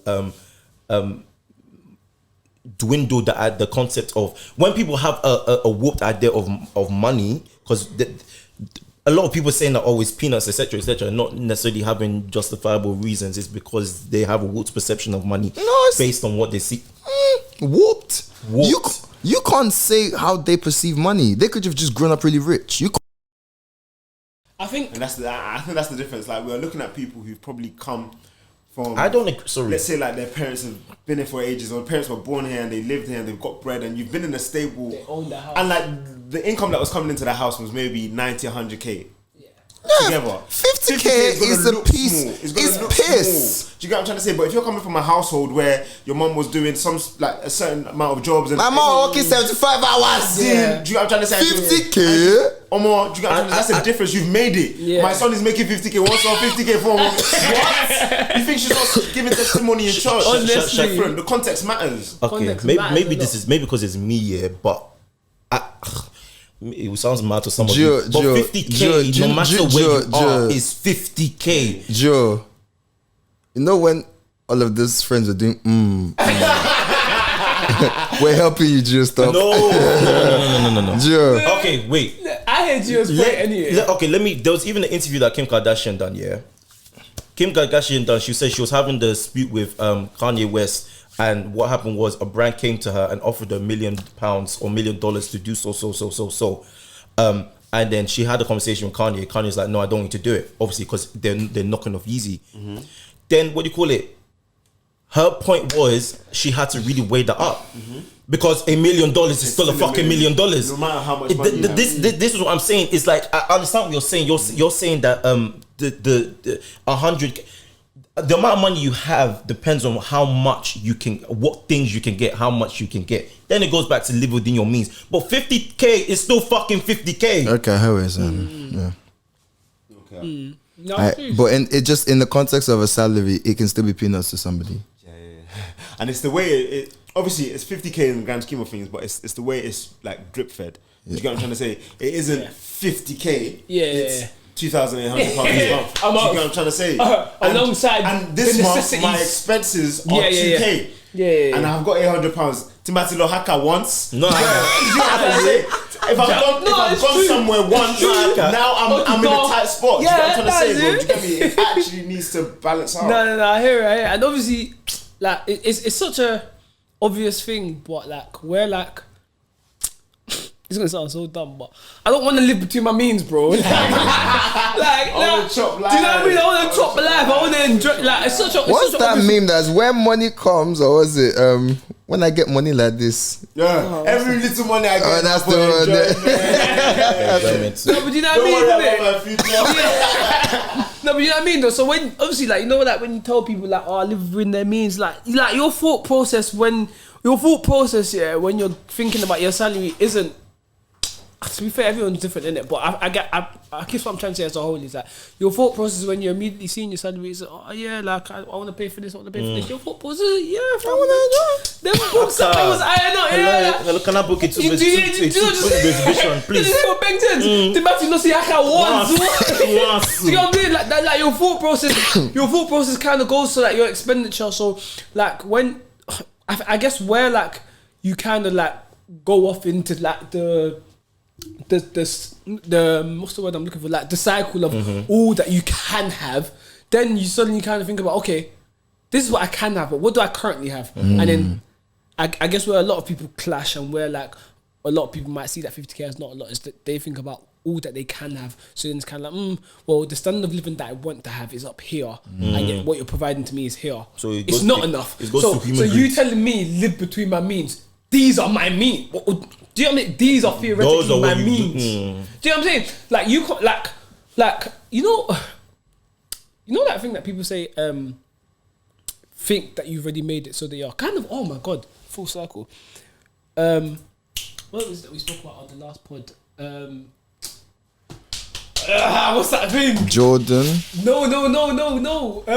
Ferguson. About, That's alright. faking it till you make it. Oh, yeah. Essentially, I forgot. Imposter syndrome. Yes. Thank fuck. I was trying my best to remember. Yes. Yeah, but you know what I'm saying? Essentially, it's kind of like imposter syndrome. Like to a degree, if you get my thought process. I get your. How can you tell me like I want to live this type of life? And I realised that 50k is not going to allow me to live the type of life that I want to live. And yet you're telling me to live between my means. So many, those are my means that I want to live within. Do you get what I'm saying? So 50k is not enough for that. Like, obviously the reality of it is that you need a certain self-awareness to realise that, like, you know. Those are your means you want to live within, but these are your means now. This is where you're currently at. But I'm just saying, I can I get what you're saying. Yeah, kind of. Hey, before we Wrap up. I was Yes, sir. Benga, it should go. was like just Highlight of the year. yeah. What's 2021? Just what was 2021? Just like a sentence, a You want me word, to a start phrase. again? A whole new episode, bro. How much time we got? Happy New Year. So someone has to go first, but I need to. Highlight 2020. Oh yeah, I can go. Yeah. Yeah, man. I used to pray for times like this, run like this. Nah, listen. You know, yeah. This year I tried to. I bought this thing called Hustle Smart. Really black. It's a black-owned business, by the way. So shout out them. They create planners, and I set out a lot of goals in it. Yeah, for this year. I haven't achieved all of them, but I achieved a good few amount of them, innit? Amazing, bro. So I think for me, 2021 has been a big year of, I would say, individual growth, in terms of really being focused towards the things that I set out to do. I think for me, a big change this year, where I'm coming into the second year of my masters. I'm going to complete it this year by God's grace. Or this coming year by God's grace. And I think a big part of me for 2021 was kind of just like having a focus towards, okay, whilst you're doing this, what is everything that you want to achieve along the way? Because for me, I think a big part of my growth was just that it can't just be one thing. I need multiple things going on. I needed to keep myself stimulated and focused. And I feel like this year, I managed to do a lot of that. Congratulations. I feel it has grown. Well done. Big up AF. We've done 3 events within the last 6 months. Yeah. From a personal standpoint as well, just in terms of like just football and family and personal, like girlfriend, all of that. Like, I feel like there's been a lot of positive for me this year, innit? So yeah, 2021's been a good year, innit? Wonderful, bro. That's amazing to hear. Fills me with joy. Well done, man. Well played. Love. It does. It wasn't sarcasm. It does fill me with joy. Yeah, come on.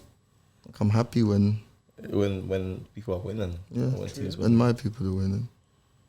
Yeah, look at me. Did you want me to go? I could go. No, I could go with next. Similar lines, I guess. A lot's. It's kind of difficult to encompass 12 months or even visualize your last 12 months. That's not some. Yeah, I can't remember what I had for lunch, so it's difficult. But a few milestones are hit. We started events. We started Gold. That was a major one. I think a lot of it is about my drive for entrepreneurship and being business savvy and financial freedom and building that generational wealth. And I think with a lot of you, or with all of you, have made strides to do that. Amazing. I've travelled.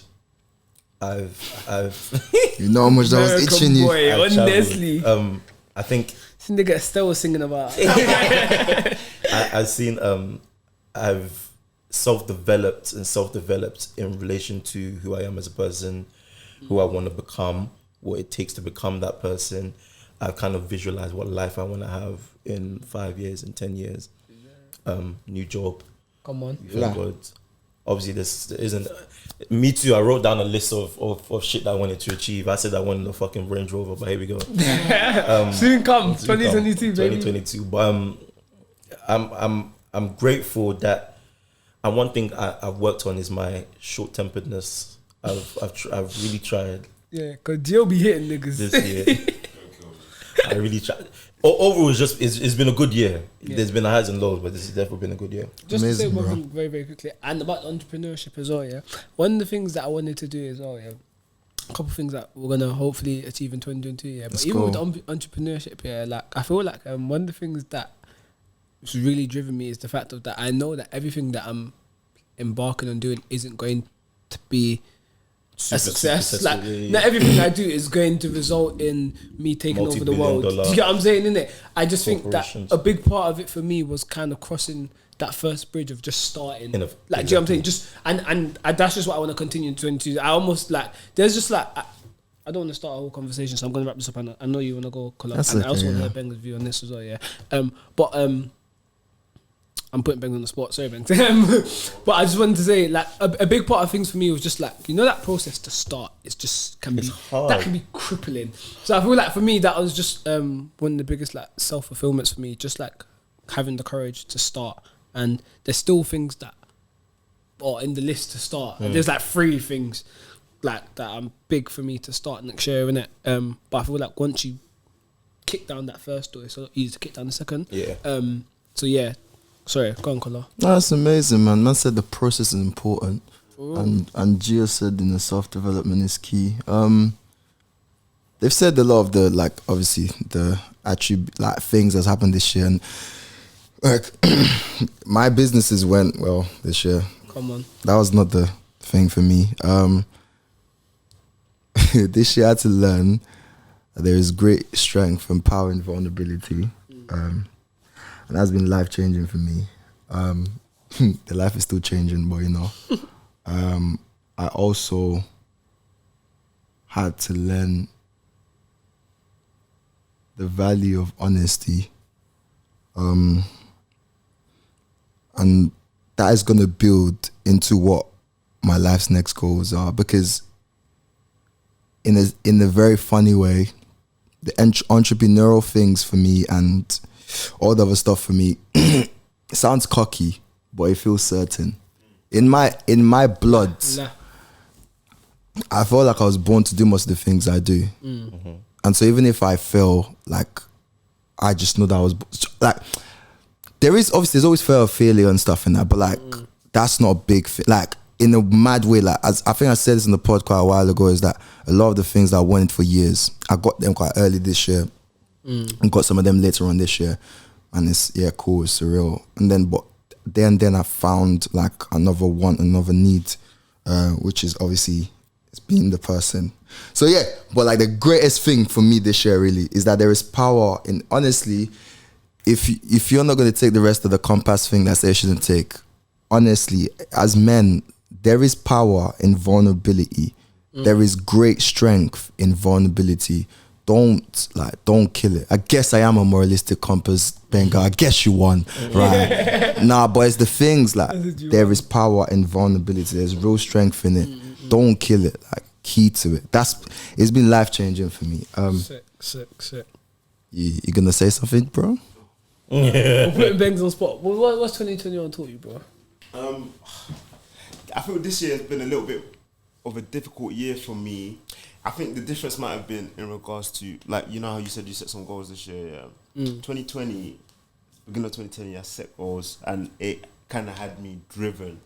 But I think I kind of let those 2020 goals, like, kind of try to follow through in 2021 kind of thing and just let those be the goals that I'm still going for. Whereas I didn't sit down to sort of reflect, and I think that kind of showed in the way I took this year. I think it was a bit, it wasn't as direct, it was a bit aimless. Obviously, it's there's been benefits because God's come through and He sort of handled things on that behalf. But I don't think it was necessarily me trying to be intentional with and I think that kind of showed in my year. And that I think that might have been a difficult thing for me. But I think that's what I learned this year, just to be a little bit more intentional with the decision I make, the kind of person I'm trying to be. And hopefully I can just take that into next year and like sit down before the year starts and say, like, look, Bengs, like, what are you trying to do this year, bro? That's What key. are you trying to achieve and who you trying to be? So I think that's one thing I'm trying to take into this year. Shit. But I've made some beautiful relationships and sort of built beautiful relationships this year. And that's one thing I'm crazy grateful for. Crazy grateful for. Yeah, that's 2021. What an amazing way to end the What podcast. amazing this was. Beautiful. What an amazing The way to chairman end. himself. Listen, guys, it's been great, man. It's been wonderful. Hey, yo. It's been You gotta- flipping hey, brilliant, let me man. not say too much, man. Ben. La. Make sure that you follow us on Unfiltered Pod on come Spotify. Make sure that you follow us at Unfiltered Pod _ on Instagram. That you follow us at Unfiltered Pod 1 on Twitter. That if you search Unfiltered Pod, no space, yeah, on YouTube, you find us there. On the TikTok, where Unfiltered. The Unfiltered Pod. That's good. That was a good. Don't say the wrong thing, my nigga. Make sure that you follow us on Spotify. Make sure that you rate, you like, and you review us on Apple Podcasts. But from everyone at Unfiltered for 2020-21, Happy New Year, man. we're out. Christmas and Happy New Year. La. Out. Well.